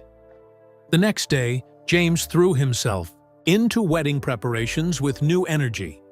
He called guests who had been told about the cancellation to give them the good news. He met with the reinstated caterer to finalize the menu. He contacted the minister to confirm he was still available. With each call and each meeting, James looked for signs of his brother's involvement. Sometimes he found them. A vendor who seemed too eager to please. A service that was surprisingly affordable. Other times, everything seemed normal. Through it all, James kept his suspicions to himself. If Michael wanted to play this game, James would let him win. For now. The wedding would happen, and it would be perfect. And afterward, the brothers would have a conversation. A long overdue conversation about family, pride, and the invisible lines that connected them all. As the wedding date grew closer, James found himself watching for signs of Michael's involvement in every detail. With each passing day, the evidence mounted. When the wedding invitations arrived, they were printed on expensive paper that James knew he hadn't ordered. When the limousine company called to confirm the pickup time, the representative mentioned something about a community goodwill program that sounded rehearsed. When the baker delivered a sample of their wedding cake, a 3-tier masterpiece far more elaborate than what they had originally planned, James just smiled and thanked her, noticing how she avoided discussing the price. 2 weeks before the wedding, James closed his store early and drove to his mother's house in Wilmington. If anyone would give him straight answers, it would be her. Dolores Jordan welcomed her youngest son with a warm hug. At 79, she was still strong and sharp-minded, the family's cornerstone since James Sr.'s death. "This is a nice surprise," she said, leading him into her kitchen. "Are you hungry? I can make you something." "I'm fine, Mama," James said, sitting at the familiar kitchen table where they had shared countless family meals. "I just wanted to talk to you about something." Dolores studied her son's face carefully. "The wedding?" James nodded. "Have you talked to Michael recently?" His mother busied herself making tea. "He calls me every Sunday, you know that." "Mama," James said gently, "I know what's happening. Michael is behind all these lucky breaks with the wedding vendors." Dolores brought 2 cups of tea to the table and sat across from him. "And if he is, would that be so terrible? I just want to know why he wouldn't tell me directly. Why all the secrecy?" His mother reached across the table and took his hand. "Your brother knows you well, James. He knows your pride. He was trying to help without making you feel like you needed help." "So you knew about this?" James asked. Dolores nodded. "Michael told me after I questioned him about all these coincidences. He swore me to secrecy. Who else knows? Roslyn, Charles Oakley, some others," she admitted. "A lot of people care about you and Tina, James." James stared into his tea. "I'm not sure how to feel about all this." "Feel grateful," his mother suggested. "And maybe a little loved." James stayed for dinner, reminiscing with his mother about his father, about growing up in Wilmington, about family holidays and basketball games in the backyard. As he prepared to leave, Dolores walked him to his car. "James," she said, her voice serious, "let your brother do this for you. He needs it as much as you do." "What do you mean?" "Michael has all the money in the world, but sometimes I think he feels disconnected. This is his way of showing love, by solving problems. It's the only way he knows how." James thought about this during the drive back to Charlotte. Was his mother right? Was Michael's secretive help more about Michael's need to give than James's need to receive? The next morning at his store, James was surprised when a delivery man brought in a large package. Inside was a custom display case for sports memorabilia, something James had mentioned wanting months ago during a family dinner. The invoice listed the sender simply as Jordan Enterprises. Later that day, the phone rang again. This time, it was a travel agent. "Mr. Jordan, I'm calling about your honeymoon package to Barbados. Everything is confirmed for your stay at Sandy Lane Resort. The upgrade to the Ocean View Suite has been processed at no additional charge." James frowned. "I'm sorry. There must be some mistake. We haven't booked a honeymoon yet." The agent sounded confused. "I have the reservation right here. 7 nights, all-inclusive, starting June 16th. It shows as fully paid." "Who made this reservation?" James asked. "I'm not authorized to say, but it was arranged through our corporate client program," the agent explained carefully. "The client requested that we confirm the details with you." After hanging up, James sat at his desk, overwhelmed. A honeymoon in Barbados?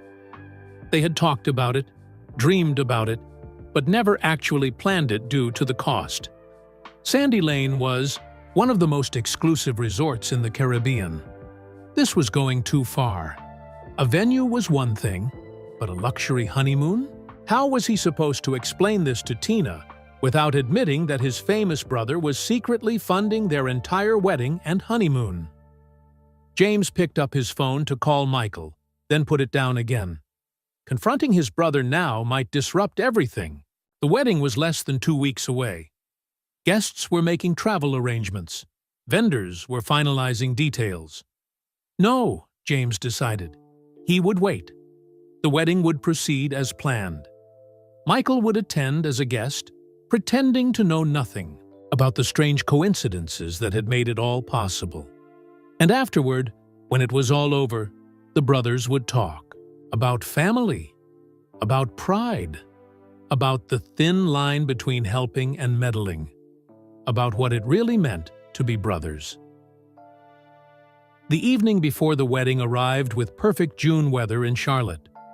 The rehearsal was scheduled for 6 o'clock at Moorhead Manor, followed by dinner at Del Frisco's, one of the city's finest steakhouses. James had been told that the restaurant had a last-minute cancellation in their private dining room. Yet another lucky coincidence. James arrived early at the venue with Tina, watching as their families began to gather. His mother, Dolores, was there, elegant in a powder blue dress. His sister Roslyn arrived with her husband. His brothers Ronnie and Larry came with their wives. Friends from high school and college showed up, along with Tina's large extended family. Michael was conspicuously absent. "Has anyone heard from Mike?" James asked his mother as they waited to begin the rehearsal. Dolores checked her phone. "He texted that he's running late. His flight from Florida was delayed."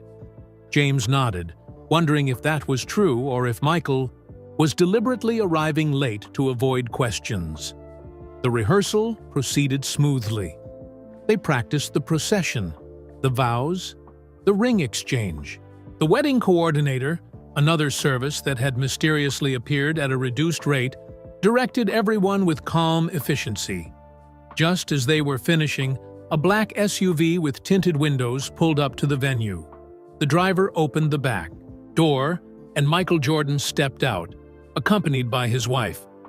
"Sorry I'm late," Michael called, walking toward the group with his familiar confident stride.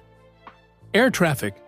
He hugged his mother, kissed Roslyn on the cheek, and shook hands with his brothers.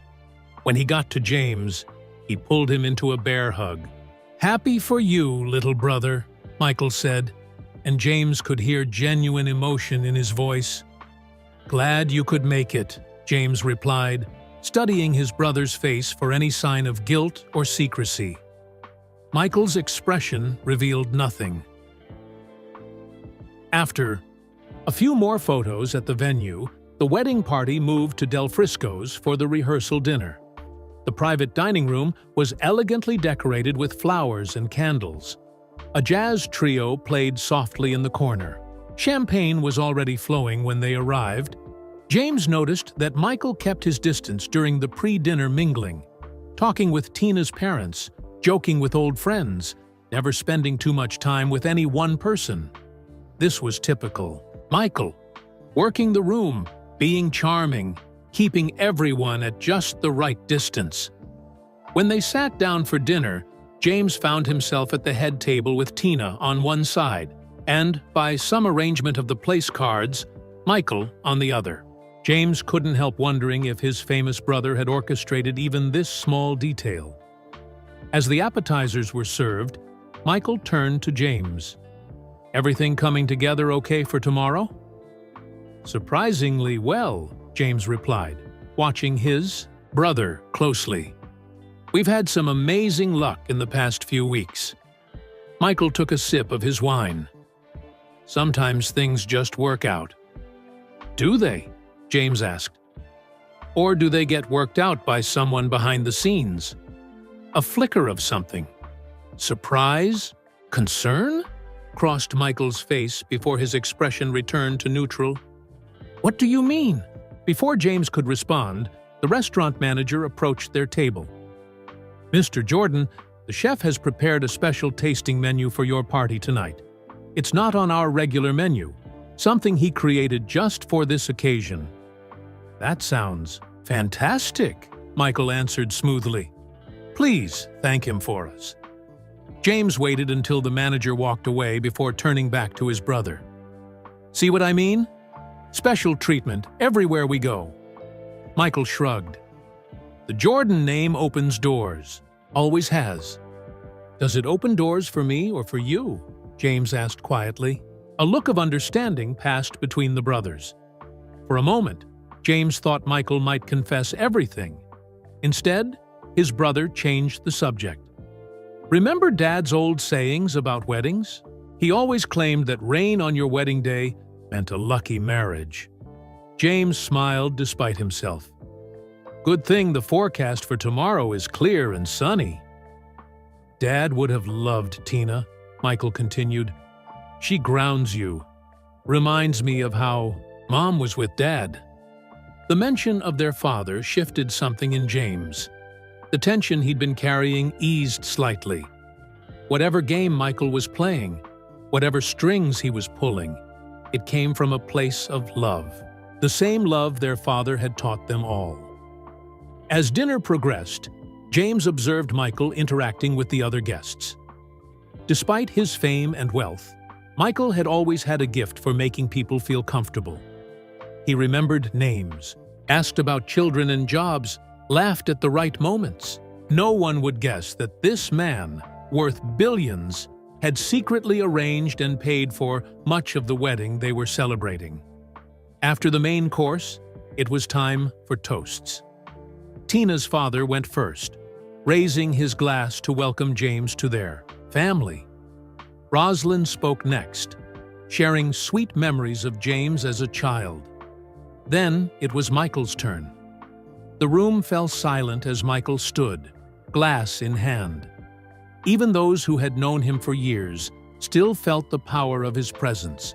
"Little brother," Michael began, his deep voice carrying through the room without effort. "I remember the day you were born. I was 11 years old, and Dad let me hold you in the hospital. You were so small, but you had these intense eyes, like you were already figuring out the world."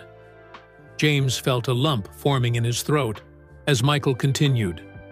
"Growing up with 4 siblings taught us all about sharing. Sharing rooms, sharing clothes, sharing attention. But the most important thing we shared was our parents' love. James Sr. and Dolores showed us that family is everything, that no matter what happens in life, family stands together." Michael turned slightly to include Tina in his toast. "Tomorrow, our family grows by one more. Tina, thank you for loving my brother exactly as he is, stubborn, proud, and loyal to his core." Laughter rippled through the room, and James felt Tina squeeze his hand under the table. "To James and Tina," Michael concluded, raising his glass higher, "may your marriage be blessed with love, health, and just the right amount of luck." Something in the way Michael emphasized the word luck made James certain his suspicions were correct. As everyone drank to the toast, the brothers' eyes met again, and this time, Michael gave the slightest nod, almost imperceptible, but unmistakable to James. After dinner, as guests began to leave, James pulled Michael aside into a quiet corner of the restaurant. "I need to ask you something," James said, keeping his voice low. "And I want an honest answer." Michael's expression became guarded. "What is it?" "The honeymoon at Sandy Lane in Barbados. Was that you?" Michael hesitated just long enough to confirm James's suspicions. "James, tomorrow is your wedding day. Let's focus on that." "So it was you," James pressed. "And everything else, too. The venue, the caterer, all of it." "Does it matter?" Michael asked. "You're getting the wedding you and Tina deserve. Isn't that what's important?" James took a deep breath. "After tomorrow, you and I are going to have a serious conversation about boundaries, about respect." Michael nodded slowly. "Fair enough. But for now, can we just celebrate? Your wedding is tomorrow, little brother. Everything else can wait." Looking at his brother, the man who had conquered the basketball world, built a business empire, and apparently orchestrated an entire wedding in secret, James felt his anger softening. Whatever Michael's methods, his intentions were good. "Okay," James agreed finally. "Tomorrow is about Tina and me. But after that, we'll talk," Michael promised, brother to brother. As they rejoined the remaining guests, James felt both tension and relief. The truth was finally coming to the surface. But first, there was a wedding to celebrate. The morning of June 15th dawned bright and clear in Charlotte, just as the weather forecast had predicted.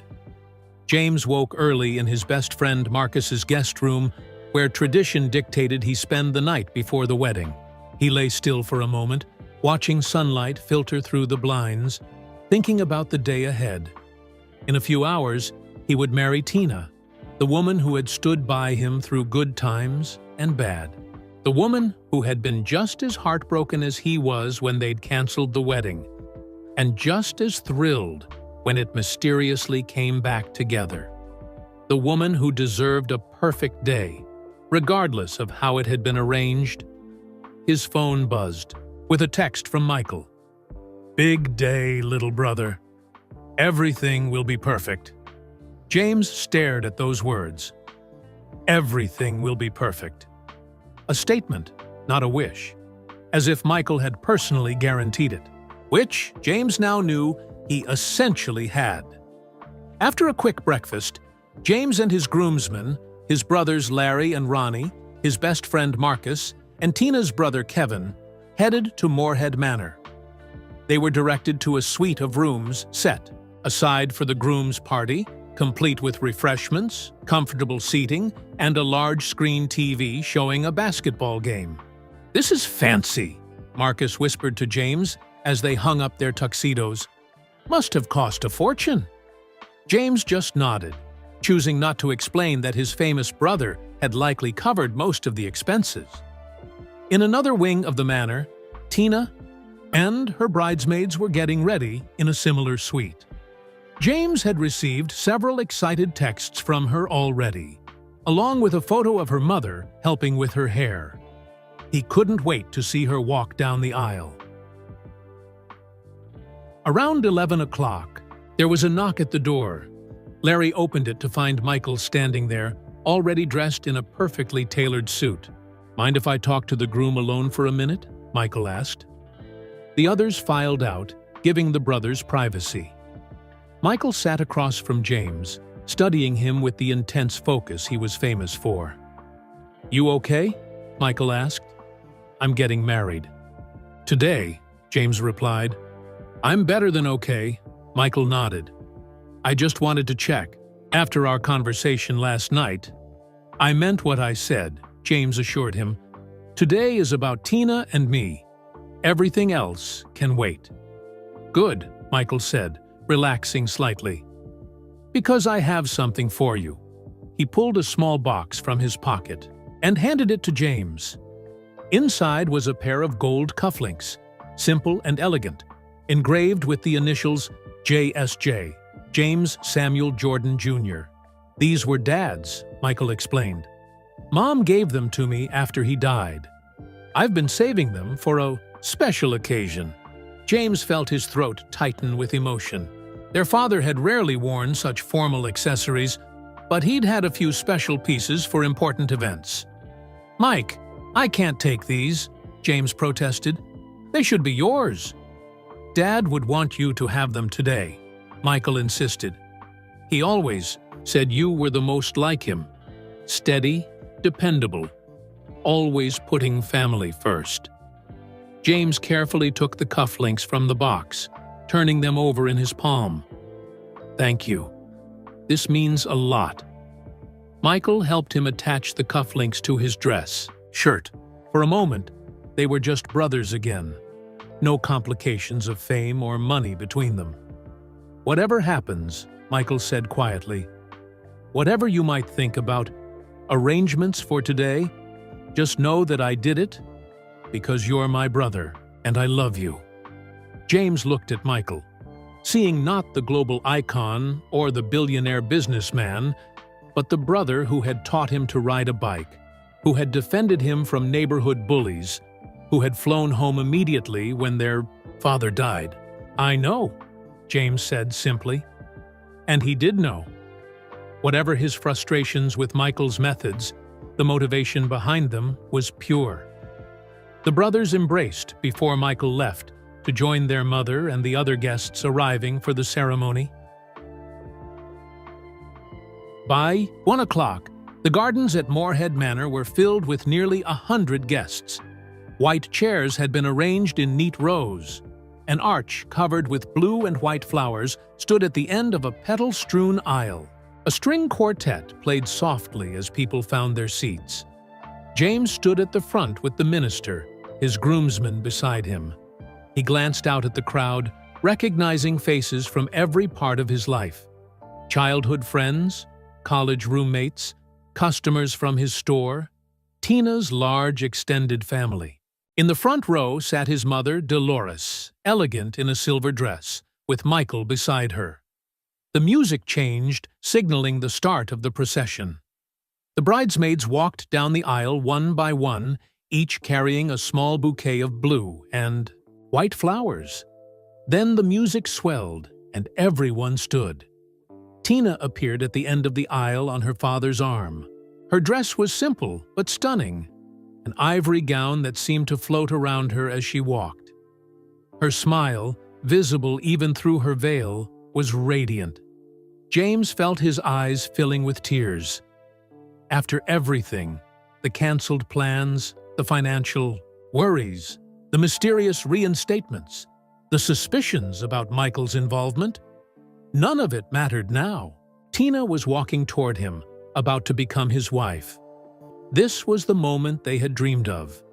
The ceremony was brief, but meaningful. They exchanged traditional vows, promising to love and cherish each other through whatever life might bring. When James slipped the ring onto Tina's finger, he thought about the jeweler who had mysteriously offered them a buy one, get one free deal. Was that Michael's doing too? Probably. But right now, he didn't care. "I now pronounce you husband and wife," the minister said, beaming at them. "You may kiss the bride." As James kissed Tina, their guests erupted in applause and cheers. He heard his mother's distinctive voice above the others, calling out a blessing. When they turned to face their family and friends as a married couple, James caught Michael's eye. His famous brother gave him a small nod and a smile that spoke volumes. The reception was held in the Manor's grand ballroom, transformed with flowers, candles, and twinkling lights.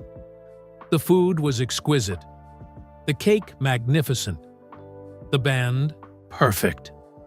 Throughout the evening, James found himself looking for Michael's invisible hand in every detail.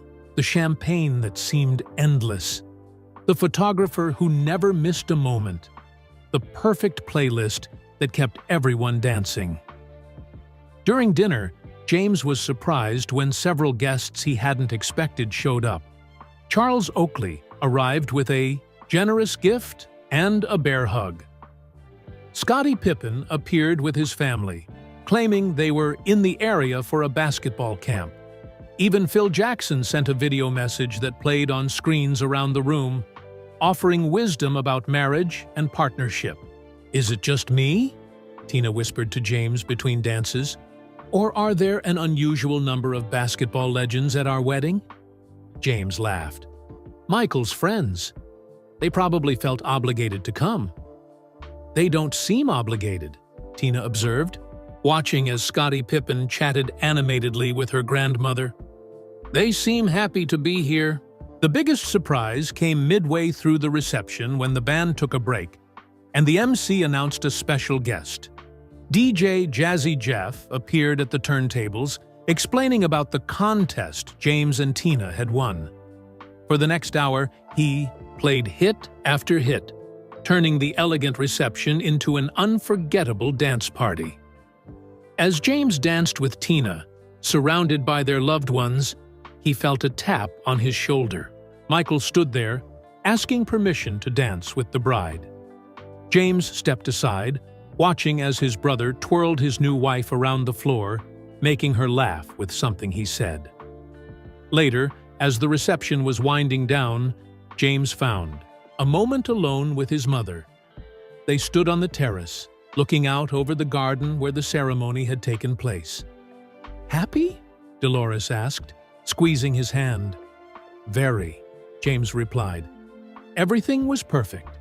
Your father would be so proud of the man you've become," she said, "and so proud of how you and Michael take care of each other, each in your own way." James thought about this as he watched guests beginning to leave, hugging Tina and congratulating. them both.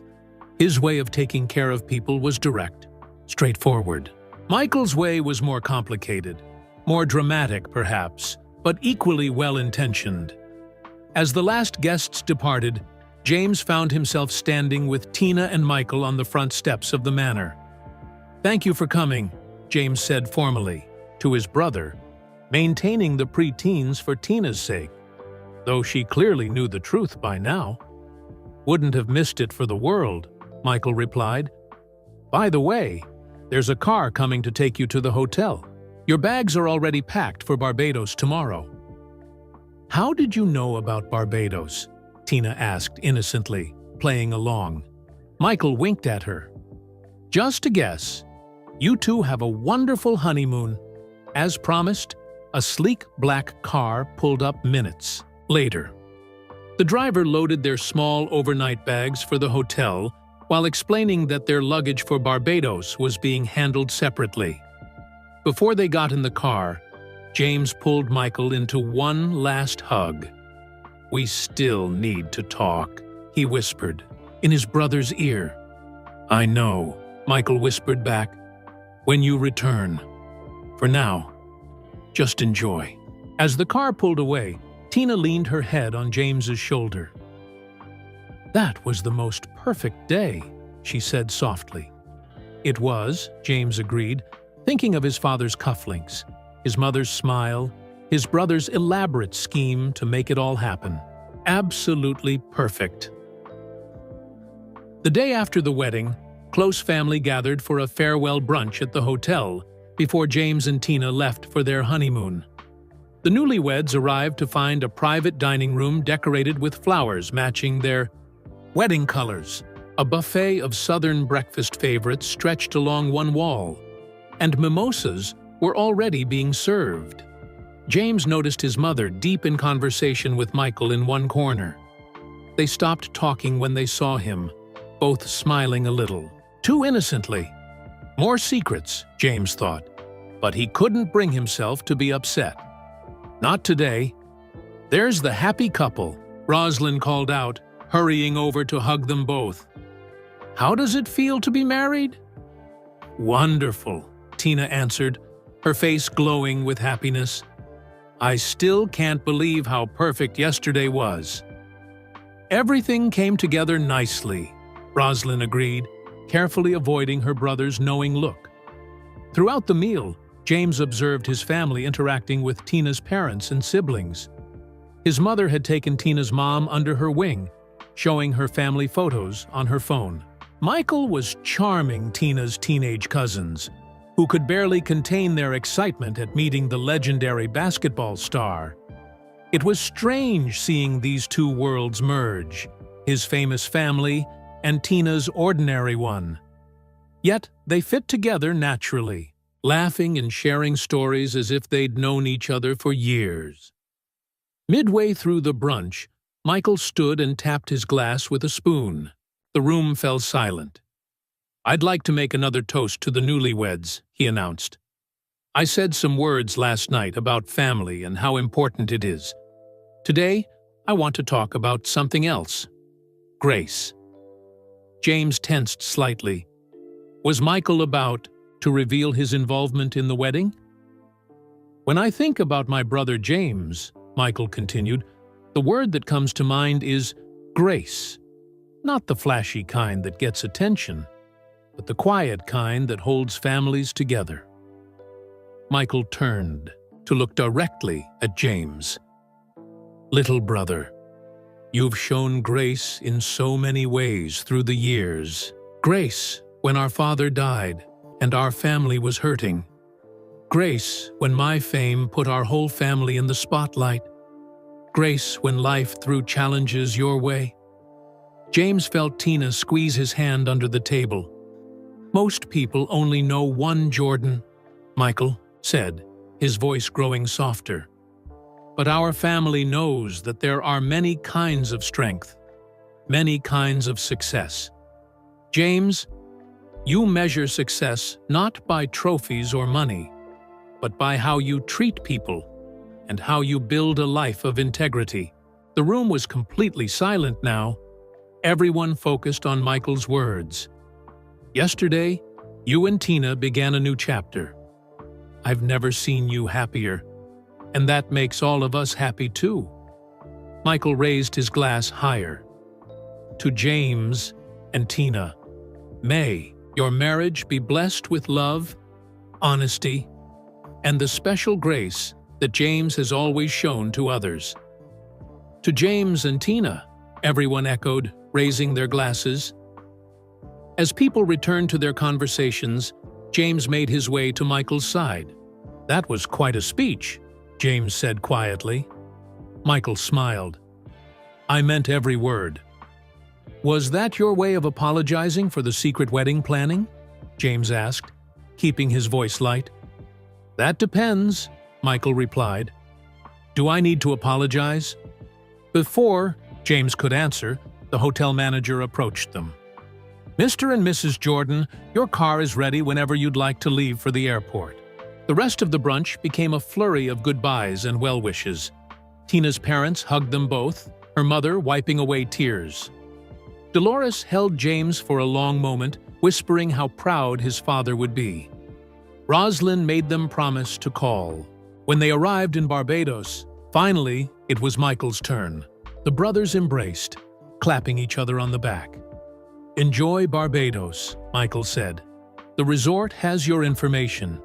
Everything's taken care of." "Of course it is," James replied with a small smile. "We'll talk when I get back." "I'll be here," Michael promised. As they walked to the car, luggage already loaded by hotel staff, Tina leaned close to James. "Your brother really loves you, you know. All that secret planning, it came from a good place." James nodded slowly. "I know. It's complicated between us. Always has been. But at the end of the day, we're brothers." The driver held the door open for them. Before getting in, James looked back at the hotel entrance where his family stood, waving.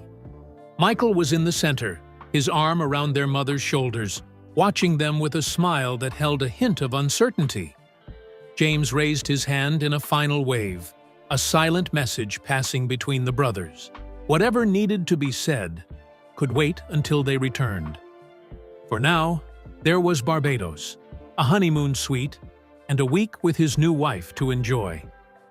As the car pulled away, James felt a strange mix of emotions: gratitude for the perfect wedding, lingering questions about Michael's methods, and a growing acceptance that perhaps his brother's way of showing love was exactly what they had needed. "What are you thinking about?" Tina asked, noting his thoughtful expression.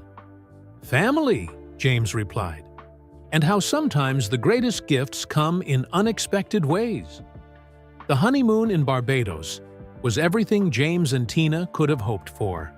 Sandy Lane Resort lived up to its reputation as one of the Caribbean's most luxurious getaways. Their ocean view suite offered breathtaking vistas of turquoise waters and white sand beaches. Each morning, they woke to the sound of gentle waves, and breakfast delivered to their private balcony. They spent their days swimming in crystal-clear waters, relaxing on the beach, and exploring the island. They took a catamaran cruise along the coast, spotting sea turtles and tropical fish. They visited Harrison's Cave with its stunning limestone formations. They toured a rum distillery and sampled local cuisine at beachside restaurants. Throughout the week, James tried not to think about the conversation waiting for him back home.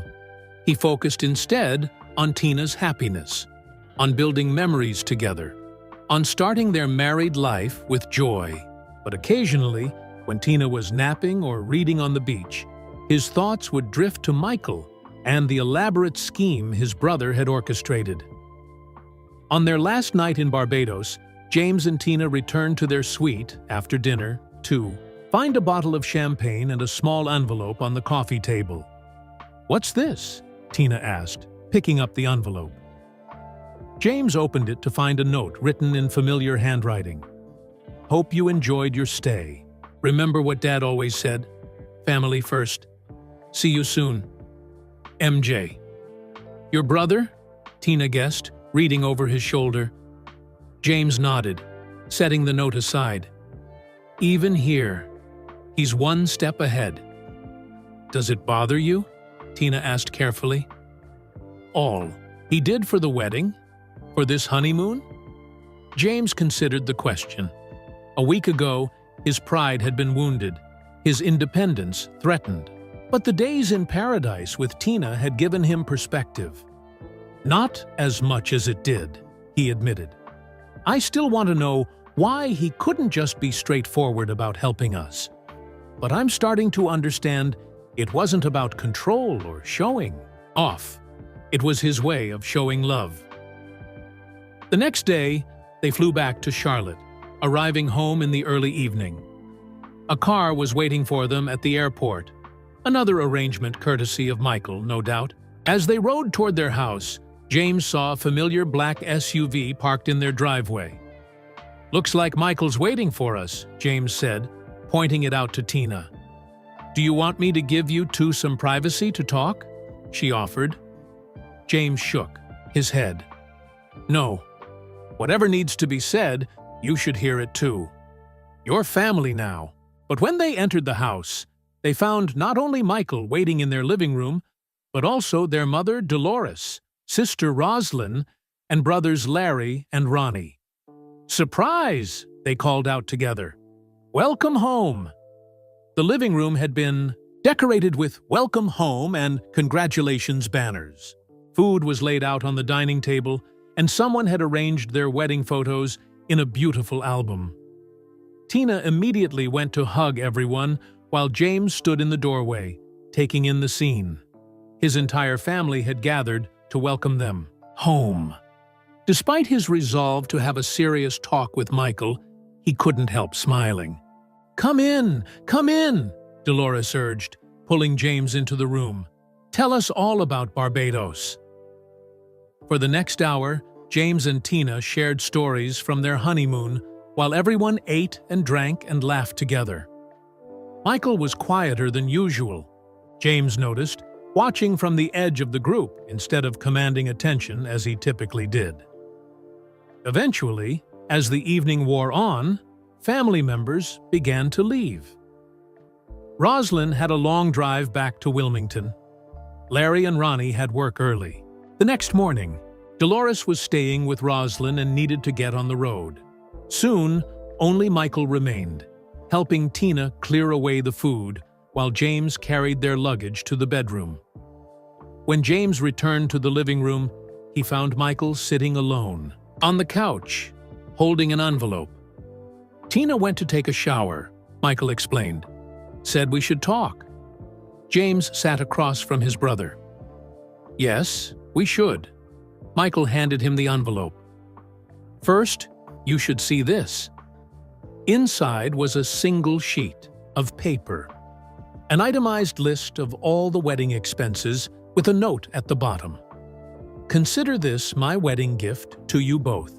No strings attached, no expectations, just love from your brother. James scanned the list, his eyes widening at the total. The venue, catering, flowers, music, photography, transportation, attire, honeymoon, everything had been covered. The amount was substantial, even for someone of Michael's wealth. Mike, this is too much, James said, looking up from the paper. It's what I wanted to do, Michael replied simply. But I know you're upset about how I did it. Not upset exactly, James clarified. Just confused. Why all the secrecy? The elaborate schemes? Why not just offer to help directly? Michael leaned forward, his hands clasped between his knees. Would you have accepted if I had? The question hung in the air between them. James wanted to say yes, of course he would have accepted help offered openly and honestly. But would he? His pride had always been as strong as Michael's competitive spirit. I don't know, James admitted finally. Maybe not. Michael nodded, as if this confirmed what he already knew. That's why. I wanted to give you and Tina the wedding you deserved. but I knew you'd struggle with accepting that kind of help. So I found another way. By manipulating vendors and creating fake contests and discounts? James challenged. By making me think it was all just lucky coincidences? I wouldn't call it manipulation, Michael defended. I made arrangements. I used my connections. I pulled some strings. But every vendor was fairly compensated. More than fairly, actually. James stood up and paced the room, processing his feelings. It's not about the money, Mike. It's about respect. Did you think I couldn't handle knowing the truth? That I'm so fragile I needed to be protected from your generosity? Michael was quiet for a long moment. Maybe I was wrong, he conceded finally. Maybe I should have just offered directly and respected whatever decision you made. But I was afraid. You? Afraid? James stopped pacing. Of what? Of you saying no, Michael admitted. Of you and Tina not having the wedding you deserved because of pride, yours or mine. Of missing the chance to do something meaningful for my little brother. The honesty in Michael's voice caught James off guard. The great Michael Jordan, afraid of rejection from his own brother? It seemed impossible, yet the vulnerability in Michael's eyes told James it was true. When Dad died, Michael continued softly, I made a promise to myself that I would look out for all of you. Mom, Roslyn, Larry, Ronnie, and especially you, since you were the youngest. I haven't always done that well. I've been busy with basketball, with business, with my own life. This wedding felt like a chance to fulfill that promise. James sat back down, the anger draining from him. You have looked out for us, Mike. Maybe not in obvious ways, but you've always been there when it really mattered. Not enough, Michael insisted. Not like Dad would have been. The mention of their father shifted something in the room. James thought of the cufflinks he'd worn at the wedding, of the values James Sr. had instilled in all his children. Dad wouldn't have cared about fancy venues or famous DJs, James said gently. He would have cared that we were together, supporting each other. Michael nodded slowly. You're right. So, are we okay? Can you forgive the way I went about this? James looked at his brother, the man revered by millions, the icon whose face appeared on billboards around the world, the legend who had redefined basketball. But in this moment, he was just Michael, his big brother, looking for forgiveness. There's nothing to forgive, James said finally. What you did came from love. That's what matters. Relief washed over Michael's face. Thank you. He hesitated before adding, and the gift? Will you accept it? James smiled. With gratitude. It gave Tina the day she deserved. That's a gift I could never repay. The brothers embraced. Decades of complicated emotions flowing between them. Admiration, envy, love, respect, and now, a new understanding. When they separated, Michael looked lighter somehow, as if a weight had been lifted. I should go, he said, standing. Let you two settle back in. At the door, Michael turned back one last time. You know, for what it's worth, I think you got the better end of the deal. How's that? James asked. Michael smiled. You found Tina. All I found was fame. After his brother left, James stood in the quiet house, thinking about the conversation and the revelation of Michael's true motives. Not control or showing off, but love and a promise to their father. Sometimes, James realized, the greatest gifts really did come in unexpected ways. 6 months passed quickly. James and Tina settled into married life, dividing their time between work and creating a home together. James's store was doing better than ever, partly due to a feature in a local business magazine that had mysteriously appeared shortly after the wedding. Tina had been promoted to lead kindergarten teacher at her school, a position she had worked toward for years. Their relationship with Michael had grown stronger since their heart-to-heart conversation. The brothers spoke more regularly, now with fewer awkward silences and more genuine connection. Michael had even visited Charlotte twice, stopping by the store to chat with customers and help James organize a youth basketball clinic for neighborhood kids. In December, Dolores invited the entire family to Chicago for a reunion at Michael's home. It would be their first Christmas gathering since the wedding, and everyone was looking forward to it. When James and Tina arrived at Michael's massive lakefront estate, they were greeted by holiday decorations that transformed the usually sleek modern home into a warm, festive retreat.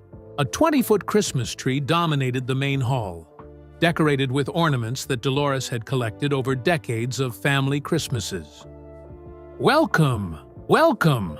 Michael called, meeting them at the door in a sweater that looked suspiciously like the kind of ugly Christmas sweater he had always refused to wear at family gatherings.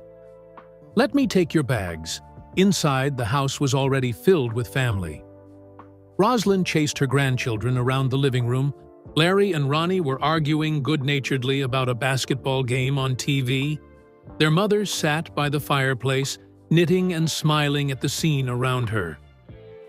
That evening, after a dinner that featured all their childhood favorites prepared by Michael's personal chef, the family gathered in the living room for drinks and conversation. The children had been put to bed, leaving the adults to catch up.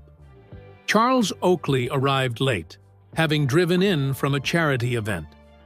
James was always happy to see Oak, who had been like another brother growing up. "Sorry I'm late," Oakley announced, carrying a gift bag that clinked with bottles. "Traffic was terrible, but I brought the good stuff to make up for it." He began pouring drinks for everyone, mixing a special cocktail he claimed was his own recipe. Several glasses in, Oakley became more animated, telling stories about the old Bulls days and making everyone laugh with his impersonations of former teammates. "Remember that time in Phoenix," he said to Michael, "when you and Scotty organized that surprise birthday party for Phil during the finals? Man, that was something." Michael nodded, smiling at the memory. Phil never saw it coming. Just like James never saw the wedding rescue mission coming, the room suddenly fell silent. James froze with his glass halfway to his lips. "Wedding rescue mission?" Tina asked innocently, though she already knew the truth. Oakley's face dropped as he realized what he'd said. He looked nervously between Michael and James. It's okay, Oak," Michael said after a moment. "James figured it out months ago. We've already talked about it." Oakley exhaled with relief. "Oh, good. Because that was some operation you pulled off, man. All those vendors, the coincidences, the special deals. I've never seen anything like it." Seeing that the secret was now fully in the open, Michael laughed. "It wasn't just me. Oak helped. So did Scotty, Ahmad, Phil, and about a dozen others." Rosalind raised her glass. "Don't forget me. I was the intelligence operative, getting all the wedding details from James without him suspecting." "Wait," James interrupted, looking around the room. "Just how many people were involved in this scheme?" "Pretty much everyone in this room," Larry admitted. "Plus a bunch of Michael's friends from basketball and business. Even I knew," Dolores confessed from her seat by the fire. "Though I only found out after things were already in motion." James shook his head in disbelief. "So everyone knew except me and Tina?" "Actually," Tina said softly, squeezing his hand, "I figured it out pretty early. Remember when the dress shop called about finding my exact dress on sale? The owner is my cousin's best friend, She told me what was really happening. James turned to his wife, surprised. You knew? All this time? Tina nodded. I wanted to tell you, but I could see how much it meant to Michael to help us this way. And I knew you'd work it out eventually. James looked around the room at his family. All of them in on the secret. All of them working together to give him and Tina the wedding of their dreams. Instead of feeling betrayed or manipulated, he felt overwhelmed with love. Well, he said finally, raising his glass, I guess I should thank all of you co-conspirators. Everyone laughed, the tension broken. Oakley, relieved that his slip hadn't caused problems, began sharing details about the wedding rescue mission that even James hadn't known. The DJ Jazzy Jeff thing? That was Ahmad's idea. And the honeymoon suite upgrade? That was Phil Jackson. He knows the resort owner from some meditation retreat they both attended. As the stories flowed, James learned just how extensive Michael's plan had been, how many people had contributed, how much care had gone into every detail. What he had initially seen as his brother's controlling nature revealed itself as a community effort, led by Michael but embraced by everyone who cared about them. Later that night, when most of the family had gone to bed, James found Michael on the back patio, looking out over Lake Michigan. The December air was cold, but heat lamps kept the space comfortable. "Can't sleep?" Michael asked as James joined him. "Just thinking," James replied, "about everything I learned tonight, about how many people were involved in our wedding." "Are you angry?" James shook his head. "No, amazed, actually, that you could organize all that, that so many people would help, that Tina knew and kept the secret." "She's a good one," Michael said. "Knew it the first time I met her." They stood in comfortable silence for a while, watching the moonlight on the lake. "You know," James said eventually, "for someone who made a career out of being in the spotlight, you did a pretty good job of staying in the background for once." Michael laughed. "It wasn't easy, especially the day you almost saw me at Moorhead." "Manor, that was you in the SUV?" James asked. "I knew it." The brothers laughed together, the sound carrying across the quiet water. "Thank you," James said sincerely, "not just for the wedding, but for bringing the family together like this. For remembering what Dad taught us about family coming first." Michael nodded, his eyes reflecting the same gratitude. "Always, little brother. Always." That was the end of this heartwarming story about Michael Jordan's behind-the-scenes efforts to help his brother James have the perfect wedding. Where are you listening from today? I'd love to know which part of the world this story has reached. If you enjoyed this tale of family bonds and quiet generosity, please like this video and subscribe to the channel for more touching stories like this one. Your support helps us create more content that celebrates kindness, family connections, and the different ways we show love to those who matter most. Don't forget to share this video with your friends and family. Spreading stories of kindness and generosity can inspire others to look for ways to help their loved ones, even if it means staying in the background sometimes. Every share helps build awareness that sometimes the greatest gifts are the ones given without expecting recognition. Thank you for listening, and we hope to bring you another inspiring story soon.